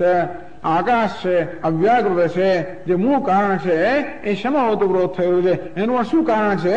તો કે હે ગાર્ગી, અક્ષર અવિનાશી પરમાત્મા જે ચૈતન્ય છે, એક છે, અદ્વિતીય છે, જે સર્વના આત્મા છે, એમાં આકાશ અર્થાત આ પ્રકૃતિ અવ્યાકૃત મૂળ કારણ પણ ઓતપ્રોત છે, એના પર આધારિત છે.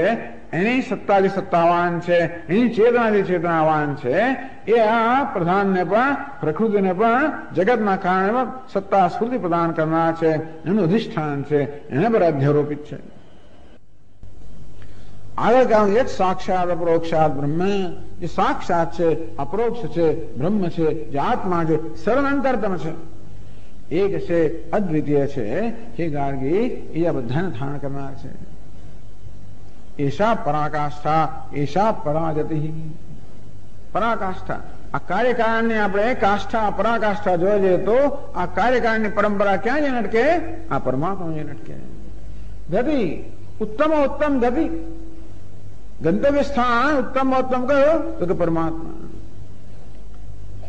એતત પરમ બ્રહ્મ, આ પરમાત્મા કે અક્ષર જુદ એક પરમ બ્રહ્મ છે.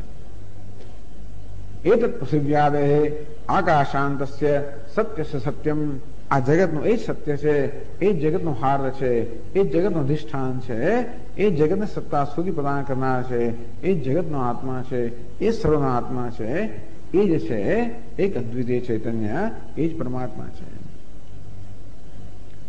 આમ કરીને ગાર્ગીના પ્રશ્નનો અત્યંત સુંદર ઉત્તર આપવામાં આવ્યો. એટલે ગાર્ગી કે સા હોવા છે. ગાર્ગીએ કહ્યું ભાઈ સભામાં, હે બ્રાહ્મણ ભગવંત, હે બ્રાહ્મણો ભગવંત પૂજ્યતમ, તો પૂજનીય બ્રાહ્મણ, તદેવ બહુમન્યેધ્વમ યસ્માન નમસ્કારેણ મુચ્યેધ્વમ. હું તમને કહી રાખું છું કે તમે આ યાદ નમસ્કાર કરીને છૂટા થઈ જાઓ. એની સાથે તમે કહો એ રમત કરશો નહીં, અથવા એને વાદ વિરોધ પડશો નહીં. ન વૈ જાતો યુષ્માકમ ઇમમ કશ્ચિત બ્રહ્મોદ્યમ જેતાયતી. તમારે કોઈ પણ આ યાજ્ઞવલ્ક્યને આ બ્રહ્મવાદમાં જીતી શકે એમ નથી. અને માટે તમે નમસ્કાર કરો તો મહાન ભાગ્યશાળી છો. નમસ્કાર કરીને છૂટા થઈ જાઓ. એમ તતો વાચક નવી ઉપર રામા, એમ કહીને વાચક નવી ગાર્ગી શાંત થઈ ગઈ. પોતાના પ્રશ્ન ઉત્તર મળવાથી આમ આ વાચક નવી બ્રાહ્મણ પૂરો થયો. ગાર્ગી સાથેનો સંવાદ પૂરો થયો. એ પછી પણ થોડું ચાલે છે, પણ આપણે આ બૃહદારણ્યક ઉપનિષદના 3જા અધ્યાયમાંથી આટલા અંશ લીધેલા છે. અને હવે બૃહદારણ્યક ઉપનિષદના 4થા અંશમાં આપણે જઈએ છીએ. 4થા અધ્યાયમાં 6 બ્રાહ્મણો છે. એમાં પહેલા 2 બ્રાહ્મણમાં સંક્ષેપમાં કહેવામાં આવ્યું છે, 3જા અને 4થા બ્રાહ્મણમાં વિસ્તારથી કહેવામાં આવ્યું છે. માટે આ 3જું અને 4થું બ્રાહ્મણ બહુ પ્રસિદ્ધ છે અને જ્યોતિર બ્રાહ્મણ કહેવામાં આવે છે. અને યાજ્ઞવલ્ક્ય જેના પ્રસિદ્ધ સંવાદ છે, એ સંવાદ આપણે ચર્ચામાં લીધો છે. તો હવે આગળ આપણે જઈએ સ્વયં જ્યોતિ પુરુષ, એની ચર્ચા આવે છે. જરગમ વૈદેહમ યાજ્ઞવલ્ક્યો જગામાં. એક વાર યાજ્ઞવલ્ક્ય ઋષિ જનક રાજાની સભામાં ગયા. વારંવાર જતા હશે, વારંવાર, કારણ કે જનક રાજાની એવી પ્રસિદ્ધિ હતી, ખૂબ ઉદાર હતા, મહાન દાની હતા. અને માટે બધા જે કોઈ વિદ્વાન હોય, વિદ્વાનોને ખૂબ એનો ખૂબ આદર કરતા હતા, બધાને ખુશ કરી દેતા હતા, ખૂબ દાન આપતા હતા. એટલે બધા બ્રાહ્મણો એમની સભામાં જવા ઈચ્છે. કેમ જવા ઈચ્છતા છે આપણે જાણી લીધું. એ રીતે એક વાર યાજ્ઞવલ્ક્ય જનક રાજાની સભામાં ગયા. અહીં બીજા સંવાદો પણ છે. ક્યારેક ક્યારેક યાજ્ઞવલ્ક્ય જાય અને જનકને પૂછે. આગળ એવા પ્રશ્નો આવે છે, હે જનક રાજા, હમણાં તમે જે કઈ જરા કોઈ તમને ઉપદેશ કરે જરા મને કહો તો. શું સાંભળ્યું છે તમે? સત્સંગ કરવા માટે જનક રાજાને કહે. જનક રાજા તો સત્સંગનું વ્યસન ધરાવનારા હતા. અને માટે એમની સભામાં વિદ્વાનો હંમેશા આવ્યા જ કરતા હતા. ત્યાં આગળ બધી બ્રહ્મચર્ચા થયા કરે, બહુ શાસ્ત્રના વાર્તાલાપ થયા જ કરે. એટલે યાજ્ઞવલ્ક્ય પૂછે કે હે જનક રાજા, હમણાં તમે શું સાંભળ્યું છે તાજેતરમાં, એ જરા મને કહો. તો જનક રાજા કે ફલાણો વિદ્વાન આવેલો, એમણે આટલું કહ્યું. તો યાજ્ઞવલ્ક્ય એનાથી આગળ પછી કહે, એ તો વાત બરોબર, પણ એનાથી આગળ આ છે. આવી ચર્ચાઓ થાય. ટૂંકમાં કેટલીક વખત યાજ્ઞવલ્ક્ય ઋષિ આવે અને પોતે ચર્ચા છેડે. કોઈક વાર યાજ્ઞવલ્ક્ય ઋષિ આવે અને જનક રાજા પ્રશ્ન કરે. પણ એ કહે છે કે આ વખતે યાજ્ઞવલ્ક્ય ઋષિ પોતે જનક રાજાની સભામાં આવ્યા. સમેને નવદિશ્યેતી, એમના મનમાં વિચાર કરી રાખેલો હું આ વખતે કઈ બોલવાનો નથી, સભામાં જઈને કઈ બોલવાનો નથી. બસ એવું કે એમના મગજમાં ઉઠ્યું. યાજ્ઞવલ્ક્ય ઋષિના મનમાં આ પ્રકારનો એક વિચાર જમ્યો કે આ વખતે હું કઈ બોલવાનો નથી. अतः ये जनकस्य वैदेहो याज्ञवल्क्यस्य अग्निहोत्रे સમુદાતે તો થયેલું શું કે આગળ કોઈ જગ્યા બે ભેગા થઈ ગયા છે, કોઈક સભામાં યાજ્ઞવલ્ક્ય અને જનક રાજા ભેગા થઈ ગયા છે અને તે બે વચ્ચે બધી ચર્ચા ચાલી હશે, અગ્નિહોત્ર કર્મ વિશે ચર્ચા ચાલી હશે. જનક રાજાની સભામાં તો અન્યત્ર, અને ત્યારે જનક રાજા યાજ્ઞવલ્ક્ય સાથે અગ્નિહોત્રની ચર્ચા કરતા. અગ્નિહોત્ર વૈદિક કર્મ છે અને તે વખતે જનક રાજાનું અગ્નિહોત્ર વિશેનું જ્ઞાન જોઈને યાજ્ઞવલ્ક્ય એટલા બધા ખુશ થઈ ગયા કે યાજ્ઞવલ્ક્ય ત્યારે જનક રાજાને કહ્યું કે એક વરદાન માંગી લો. તસ્મૈ યાજ્ઞવલ્ક્ય વરમ દદૌ. તે વખતે યાજ્ઞવલ્ક્ય ઋષિએ જનક રાજાને એક વરદાન આપ્યું, માંગી લો. તો જનક રાજા શું કર્યું, વરદાનને બાકી રાખ્યું. તો સ કામ પ્રશ્નમેવ વવ્રે. જનક રાજાએ કહ્યું કે આ તો ભવિષ્યમાં હું આનો ઉપયોગ કરીશ, અત્યારે નહીં. જનક રાજા પ્રશ્ન પૂછવા વખતે બ્રહ્મ વિદ્યાના સંદર્ભમાં પેલી કર્મની ચર્ચા હતી ને, અગ્નિહોત્ર કર્મ છે. આ કર્મની ચર્ચામાં બ્રહ્મ વિશે પ્રશ્ન પૂછવો બરોબર નથી. એટલે જનક રાજાએ કહ્યું કે તમે જે આપ જે વરદાન આપો છો એ વરદાનને બસ હું ભવિષ્યમાં એનો ઉપયોગ કરીશ. આમ કરીને જનક રાજા પાસે આવું લહેણું, એટલે યાજ્ઞવલ્ક્યને એક લહેણું હતું વરદાનનું. એટલા માટે યાજ્ઞવલ્ક્ય ઋષિએ મનમાં નક્કી કરેલું કે હું આ સભાઓને કઈ બોલવા, પરંતુ પેલા વરદાનનું વચન આપેલું ને અત્યારે એનો ઉપયોગ એમણે કર્યો. કઈ સમય બધો તાકડે જોઈને વરદાનનો ઉપયોગ કરે ને. દશરથ રાજે 2 વરદાન આપેલા હતા, 2 આંગળીને પેલા ખોસી રથના પૈડાની અંદર એના નાભીમાં, અને એટલે દશરથ રાજાનો રથનું પૈડું છૂટું ના થઈ ગયું અને એટલે યુદ્ધ જીતી શક્યા. અને માટે કૈકેયીને કહ્યું કે તને 2 વરદાન આપું છું. કૈકેયી કે હું મારી ઈચ્છા પડશે ત્યારે માંગીશ. સારું, તેમ જનક રાજા આપણે કહ્યું યાજ્ઞવલ્ક્યને મને ઈચ્છા થશે ત્યારે માંગીશ. એક લહેણું બાકી હતું, એનો ઉપયોગ અત્યારે કર્યો. સહ કામ પ્રશ્ન બભરે તસ્મૈ દદૌ. ચાલો યાજ્ઞવલ્ક્ય ભલે તારી ઈચ્છા થાય પ્રમાણે પ્રશ્ન તમે કરજો. એટલે યાજ્ઞવલ્ક્ય સભામાં ત્યારે તમ સમ્રાળેવ પૂર્વમ પપ્રચ્છ. અને ત્યારે સમ્રાટ જનક રાજાએ યાજ્ઞવલ્ક્યને પ્રશ્ન પહેલા કર્યો. આમ તો એવું છે ને, પ્રશ્ન થઈ ના શકે, એમની અનુમતિ ના હોય ને પ્રશ્ન ના થાય. આપણે અનુમતિ લેવી પડે. જેમ ગાર્ગે અનુમતિ લીધી કે હે બ્રાહ્મણો આપની અનુમતિ હોય તો હું યાજ્ઞવલ્ક્યના 2 પ્રશ્ન પૂછું. પણ અહીંયા પણ જનક રાજાએ યાજ્ઞવલ્ક્ય અનુમતિ લેવી પડે કે હે ભગવાન આપની અનુમતિ હોય તો એક પ્રશ્ન પૂછું. પણ અનુમતિ લીધા વગર જ પ્રશ્ન પૂછું. કેમ? કારણ કે અનુમતિ મળી ગયેલી છે. નહીતર આ જનક રાજાનું આ પ્રકારનું વર્તન યોગ્ય ના કહેવાય. વિચાર કરો, કેટલા બધા આચાર વિચારના કેટલા બધા નિયમો છે, એ નિયમોનું વ્યવસ્થિત પાલન થવું જોઈએ. કોઈ આવી રીતે સીધો પ્રશ્ન કરે યોગ્ય નથી. પ્રશ્ન પૂછવાની પરવાનગી આપવામાં પછી પ્રશ્ન પૂછી શકાય. પણ પહેલા પરવાનગી મળી ગઈ હોવાને કારણે જનક રાજાએ પ્રશ્ન પૂછ્યો. તેથી યાજ્ઞવલ્ક્યને કશું ન બોલવાની ઈચ્છા હોવા છતાં પણ બોલવું પડ્યું, કારણ કે વચન આપી ચૂક્યા હતા. તો એમણે શું પૂછ્યું જનક રાજાએ? તો કે છે હવે આપણા આ 3જા વિભાગની અંદર યાજ્ઞવલ્ક્ય કિમ જ્યોતિરમ પુરુષૈતે. હવે નિર્ણય કરવા માંગે છે આ જગતને ઉજાળનાર કોણ? કયો પ્રકાશ? આ સમગ્ર જગતને ઉજાળનાર પ્રકાશ કયો છે? તો પ્રશ્નાર્થ કરવામાં આવે છે કિમ જ્યોતિરમ પુરુષૈતિ. આ પુરુષ એટલે કે આ વ્યક્તિ, જેને કાર્યકરણ સંઘાત કહીએ. આ સ્થૂળ દેહને કાર્ય કહેવામાં આવે છે, સૂક્ષ્મ દેહને કરણ કહેવામાં આવે છે. એટલે આપણે ઉપાધિને કાર્યકરણ સંઘાત કહેવામાં આવે.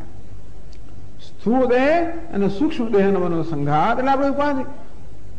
હવે જોઈએ છે કે આ ઉપાધિ બધું જાત જાતનું કામ થઈ રહ્યું છે, બોલાઈ રહ્યું છે, સંભળાઈ રહ્યું છે, કામ થઈ રહ્યું છે. આ કોની પ્રેરણાથી થાય છે? હવે પ્રેરક કોણ? એ પ્રેરણા માટે પ્રશ્ન એના શબ્દ પ્રયોગ કરવામાં કેમ જ્યોતિરમ પુરુષ. કઈ જ્યોતિ? કયો પ્રકાશ છે જેના પ્રકાશમાં આ વ્યક્તિ એટલે કોઈ પણ સામાન્ય માણસ દેવદત્ત જે વ્યવહાર બધો કરે છે એ કોના પ્રકાશમાં, કોની પ્રેરણા છે? એ પ્રકાશ કરનારું તત્વ કયું છે? એ પ્રેરણા કરનારું તત્વ કયું છે? આ પ્રકારનો પ્રશ્ન જનક રાજાએ કર્યો. ઓ પ્રશ્ન કે ઉપસ્થિત થાય ઉપસ્થિત. આપણો આ કાર્યકાળ સંઘાત છે, સ્થૂળ દેહ છે, સૂક્ષ્મ દેહ છે. શું આ સ્થૂળ અને સૂક્ષ્મ દેહમાં રહેલી જ કોઈ વસ્તુ? કારણ કે જો સૂક્ષ્મ દેહ શાના બનાવે છે ખબર છે? 5 જ્ઞાનેન્દ્રિય, 5 કર્મેન્દ્રિય, 5 પ્રાણ, મન, બુદ્ધિ, આ 17 મળીને સૂક્ષ્મ શરીર બન્યું. સ્થૂળ શરીર તો આપણે જોઈએ છે અન્નનું બનેલું છે. સૂક્ષ્મ શરીર જોઈને એટલા માટે કહેવામાં આવ્યું કે આ 17 તત્વોનું બન્યું સૂક્ષ્મ શરીર. તો જનક રાજાનો પ્રશ્ન એ છે કે આ શરીરની જાતે કામ કરે છે? આ હલન ચલન એ શરીર જ આત્મા છે કે સિવાયનો કોઈ આત્મા છે? પ્રશ્ન આવો છે. જેવી રીતે નચિકેતાએ યમરાજાને પ્રશ્ન કર્યો, યેયમ પ્રેતે વિચિકિત્સા મનુષ્ય અસ્તિત્વે કે અનાયમ સ્થિતિ છે કે હે યમરાજા, જયારે કોઈ પ્રાણીનું અને કે ખાસ કરીને મનુષ્યનું પણ જયારે અવસાન થાય ત્યારે સંશય એ જતો હોય છે. કેટલાક લોકો એમ કહે છે કે બસ પતી ગયો, પૂરું થઈ ગયું, મારું કશું બચ્યું નથી.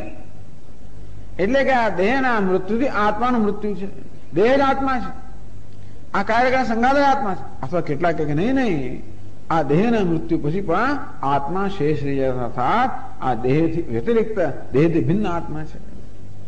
એટલે એક રીતે જોવા જઈએ જનક રાજાનો પ્રશ્ન એવો છે કે હે યાજ્ઞવલ્ક ઋષિ, આ દેહ આત્મા છે, આ સૂક્ષ્મ શરીર આત્મા, આ સ્થૂળ શરીર આત્મા છે, સૂક્ષ્મ શરીર આત્મા છે કે આત્મા એ બધા કરતા જુદો છે? કારણ કેટલાક લોકો શરીરને જ આત્મા માને છે. ચારોક લોકો એમ કે આ શરીર આત્મા છે. ભસ્મીભૂત દેહસ્ય પુનરાગમનમ કુતઃ યાવત જીવેત સુખમ જીવેત ઋણમ કૃત્વા ઘૃતમ પીવેત. તમે આ બધાને રવાડે ચડશો નહીં.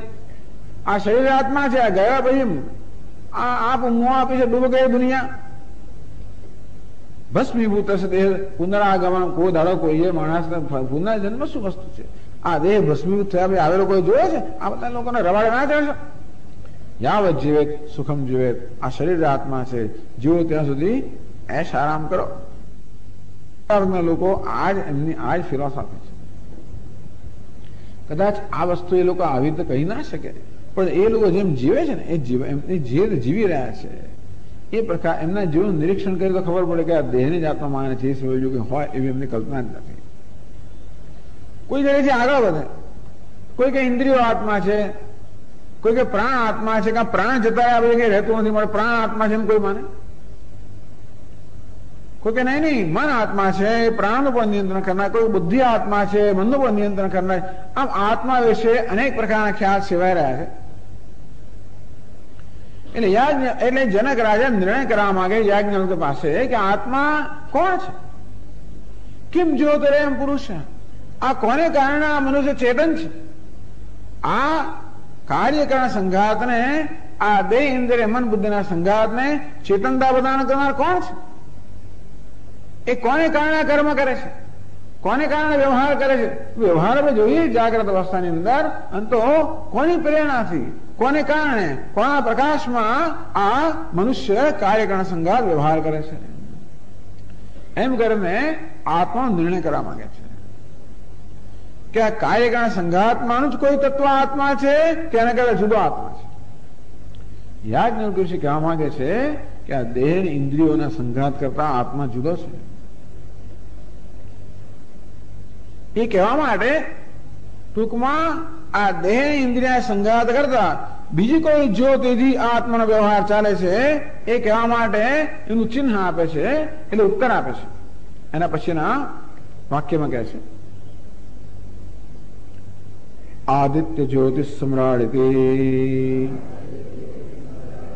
હોવાચ આદિત્યેનૈવાયમ જ્યોતિષા આસ્તે પલ્યેતે કર્મ કુરુતે વિપલ્યેતિ.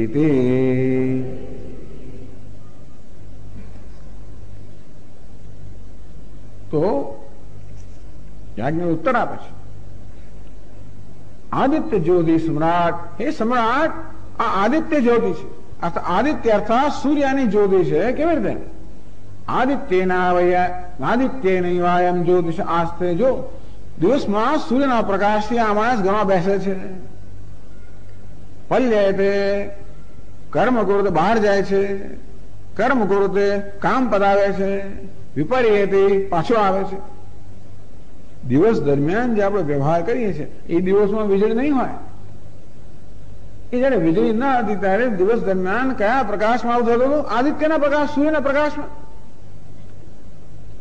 કે હે યાજ્ઞવલ્ક્ય ઋષિ, કોના પ્રકાશમાં આ મનુષ્યનો વ્યવહાર થાય છે? એવો પ્રશ્ન થયો. સૂર્યના પ્રકાશમાં બધો વ્યવહાર થાય છે.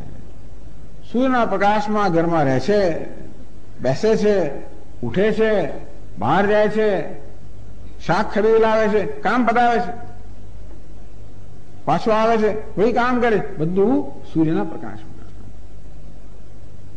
ટૂંકમાં સૂર્ય જ્યાં દેહેન્દ્રિય સંઘાતથી જુદો છે એના પ્રકાશથી આ બધું ચાલે છે. ટૂંકમાં આ શરીરની ઇન્દ્રિય સંઘાત કરતા અન્ય જે જ્યોતિ છે આદિત્ય, એનાથી વ્યવહાર ચાલે છે. આટલું બધું કહેવાની શી જરૂર? સીધું કહી દો ને કે સૂર્યના પ્રકાશથી ચાલે. પણ કહે છે શું યાજ્ઞવલ્ક્ય ઋષિ? સૂર્યના પ્રકાશમાં બેસે છે, ઉઠે છે, બહાર જાય છે, કામ કરે છે, પાછો. આટલું બધું કહેવાનું શું? સૂર્યના પ્રકાશમાં કરે છે. તો કે નહીં, આટલું બધું કેમ કહ્યું? સૂર્યના પ્રકાશમાં બેસે છે, ઉઠે છે, બહાર જાય છે, કામ કરે છે, પાછો આવે છે. આટલી બધી ચેષ્ટા બતાવવાનું કારણ શું? આ બધી ચેષ્ટાઓ થાય છે. આ બધી ચેષ્ટાઓ દરમિયાન દેહની સ્થિતિ જુદા જુદા પ્રકારની હોય છે. બેઠેલો હોય ત્યારે દેહ એક પ્રકારનો હોય, બહાર જાય ત્યારે બીજા પ્રકારનો હોય, ખરીદી કરતા ત્યારે ત્રીજા પ્રકારનો હોય, પાછો. ટૂંકમાં દેહની અવસ્થાઓ બદલાયા કરે છે, ઇન્દ્રિયની અવસ્થાઓ બદલાયા કરે છે, આ કાર્યકરણ સંગાત અવસ્થાઓ બદલાયા કરે છે, અને છતાં પણ એને પ્રકાશિત કારણ આદિત્ય એકને એક જ છે, એ બદલાયા વગરનો છે. ઘણો એ છે કે આ સતત બદલાયા કરતા સંઘાતને પ્રકાશિત કરનાર જે જ્યોતિ છે સ્વયં કેવી છે? નિર્વિકાર છે. મહત્વની વસ્તુ છે. એટલા માટે દેહની આ બધી અવસ્થાઓ બદલાયા ગયા છે, પરંતુ આ દેહ ઇન્દ્રિય સંઘાતને પ્રકાશિત કરનાર સૂર્ય છે એ એવો ને એવો જ પ્રકાશ છે, જરાય બદલાતો નથી. અર્થાત એમાં કોઈ વિકાર થતો નથી, એમાં હલનચલન નથી. બધા હલનચલનને પ્રકાશિત કરનાર આદિત્ય સ્વયં હલનચલન વગરનો છે. બેસનાર ને પ્રકાશ આદિત્ય બેઠા વગરનો છે, ઉભા વગરનો છે, ચાલ્યા વગરનો છે, હલનચલન વગરનો છે. એ કેવો છે?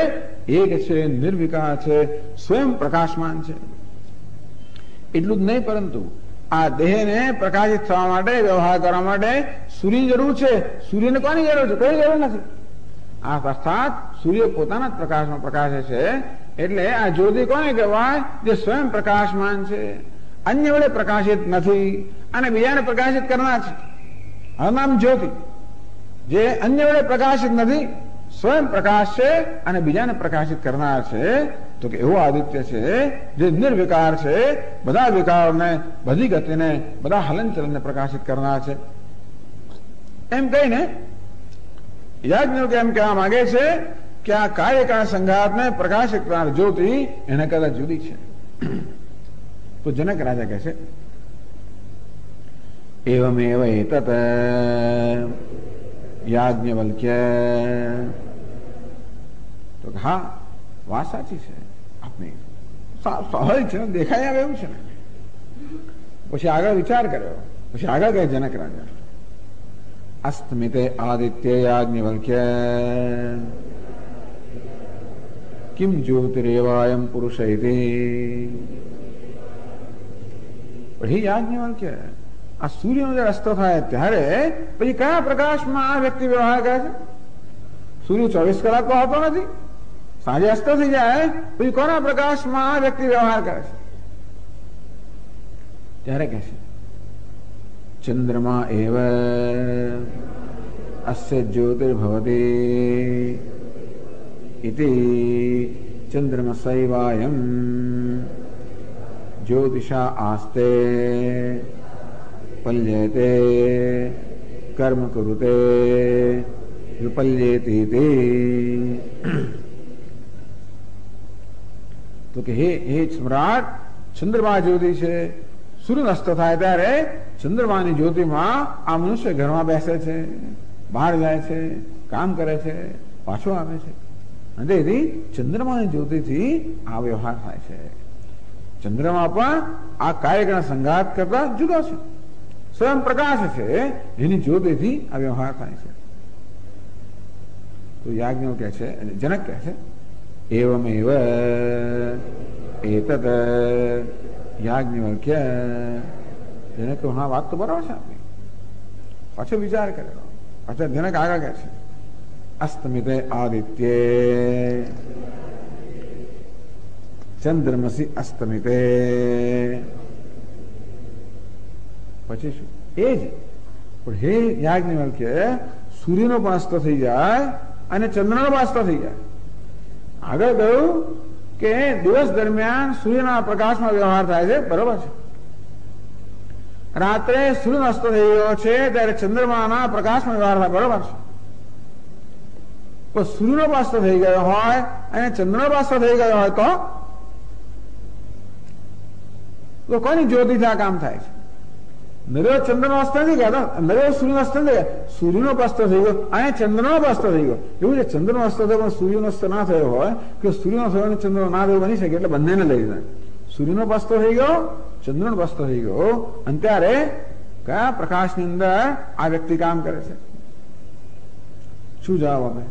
તમે શું કહેશો? આ લાઈટ તો નથી. ત્યારે કયું છે? દીવો, મશાલ. ત્યારે એ જમાનામાં લોકો મશાલ, આપણે પેલું પેટ્રોમેક્સ આવતું હતું ને, એવું નહોતું તે વખતે. તો શું હતું? મશાલ. ઘરની અંદર દીવો હોય, બહાર જાવ તો શું કરો? મશાલ લઈ જવી પડે ને. દીવો તો બીજો મશાલ શું છે? પવનમાં ઉડવાઈ ના જાય. પવનને કારણે મશાલ પ્રજ્વલિત રહે. દીવો લઈ તો ઉડવાઈ જાય મશાલ.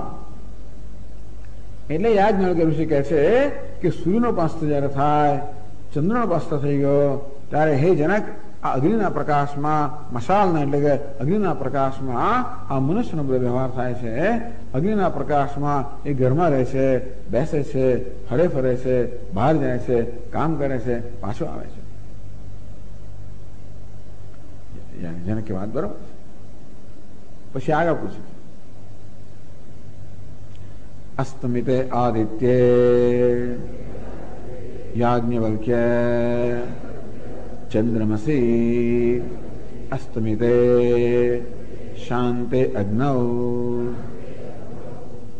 પેલી મશાલ પણ ઓલવાઈ જાય તો સૂર્યનો અસ્ત થઈ ગયો છે, ચંદ્રનો અસ્ત થઈ ગયો છે, મશાલ પણ ઓલવાઈ ગઈ. ક્યાંથી ટકે? વિચાર કરો, બહાર ગયા છો, મશાલ ઓલવાઈ ગઈ, તેલ ખૂટી પડ્યું, મશાલ ઓલવાઈ ગઈ અને એકદમ વાદળ છાયું આકાશ છે, ઘનઘોર વાદળો છવાયેલા છે અને તે કશો બીજો પ્રકાશ નથી, ત્યાં સુધી હાથ પણ દેખાતો નથી.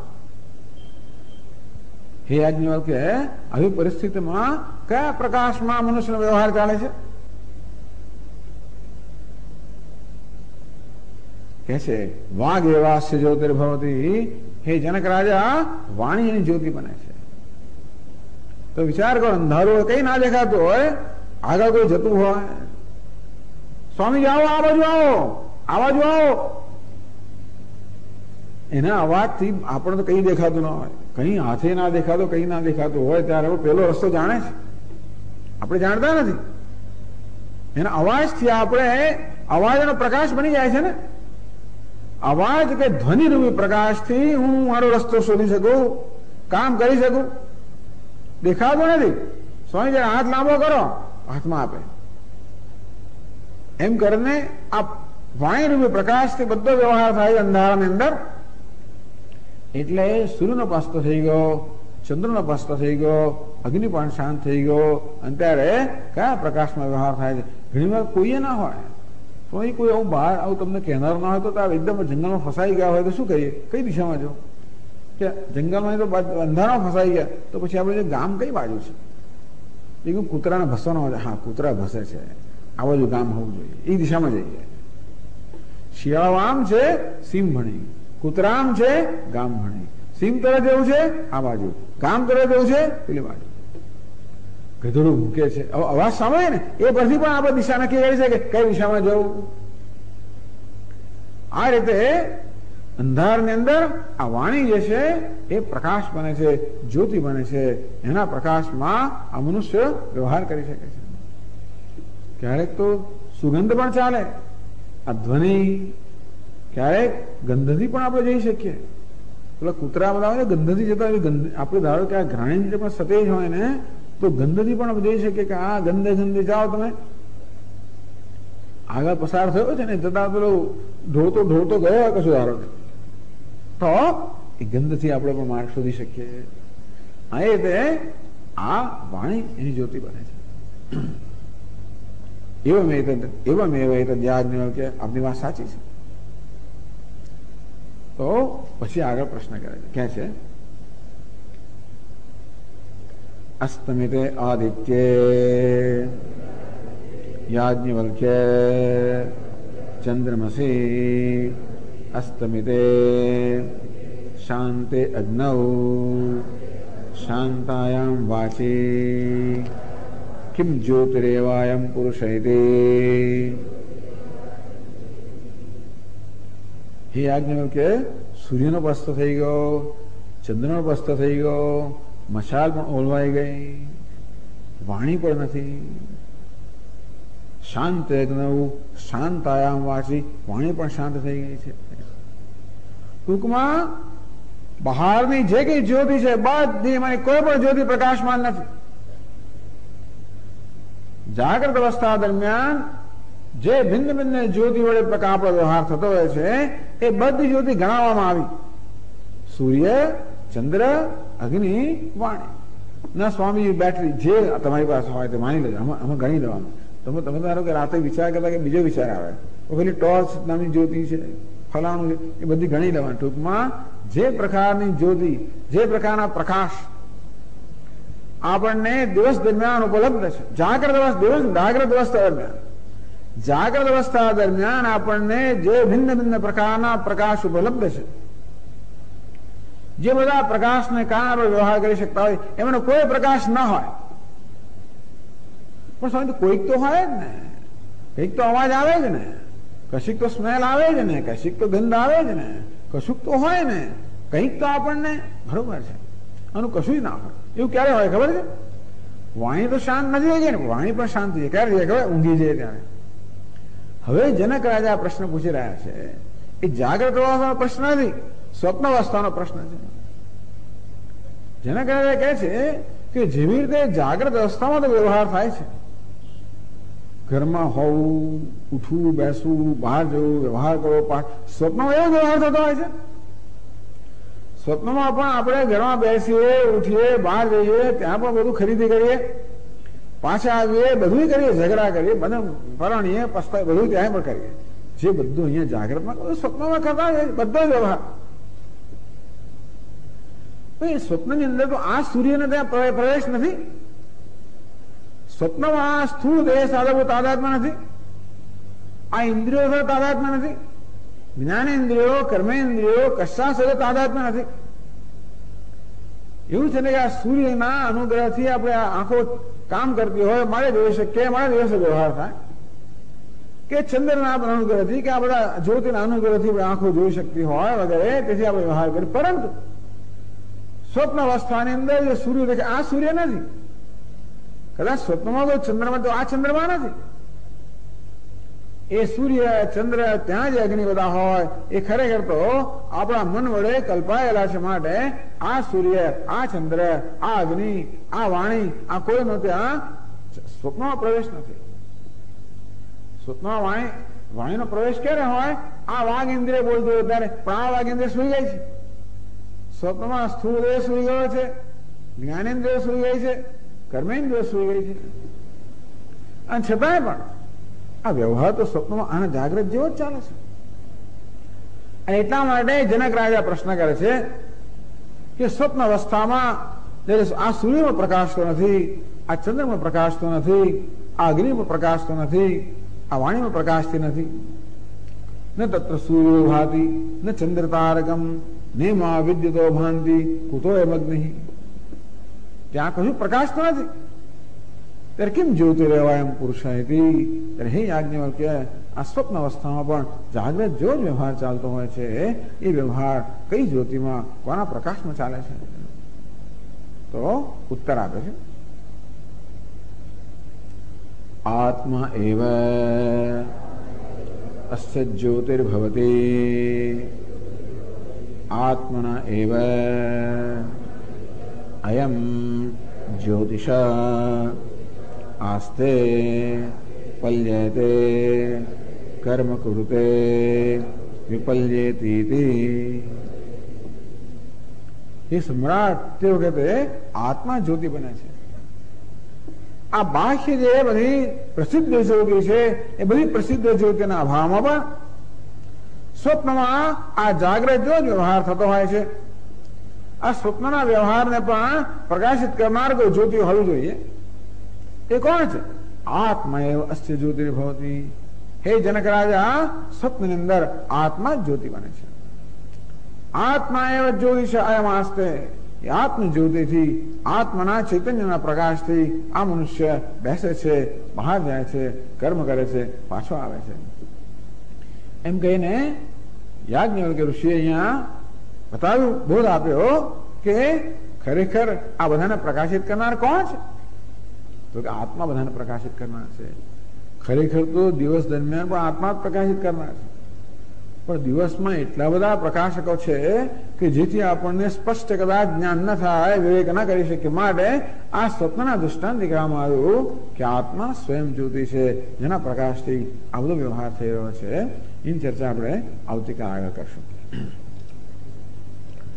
ઓમ પૂર્ણમદ પૂર્ણમિદમ પૂર્ણાત પૂર્ણમુદચ્યતે પૂર્ણસ્ય પૂર્ણમાદાય પૂર્ણમેવાવશિષ્યતે. ઓમ શાંતિ શાંતિ શાંતિ.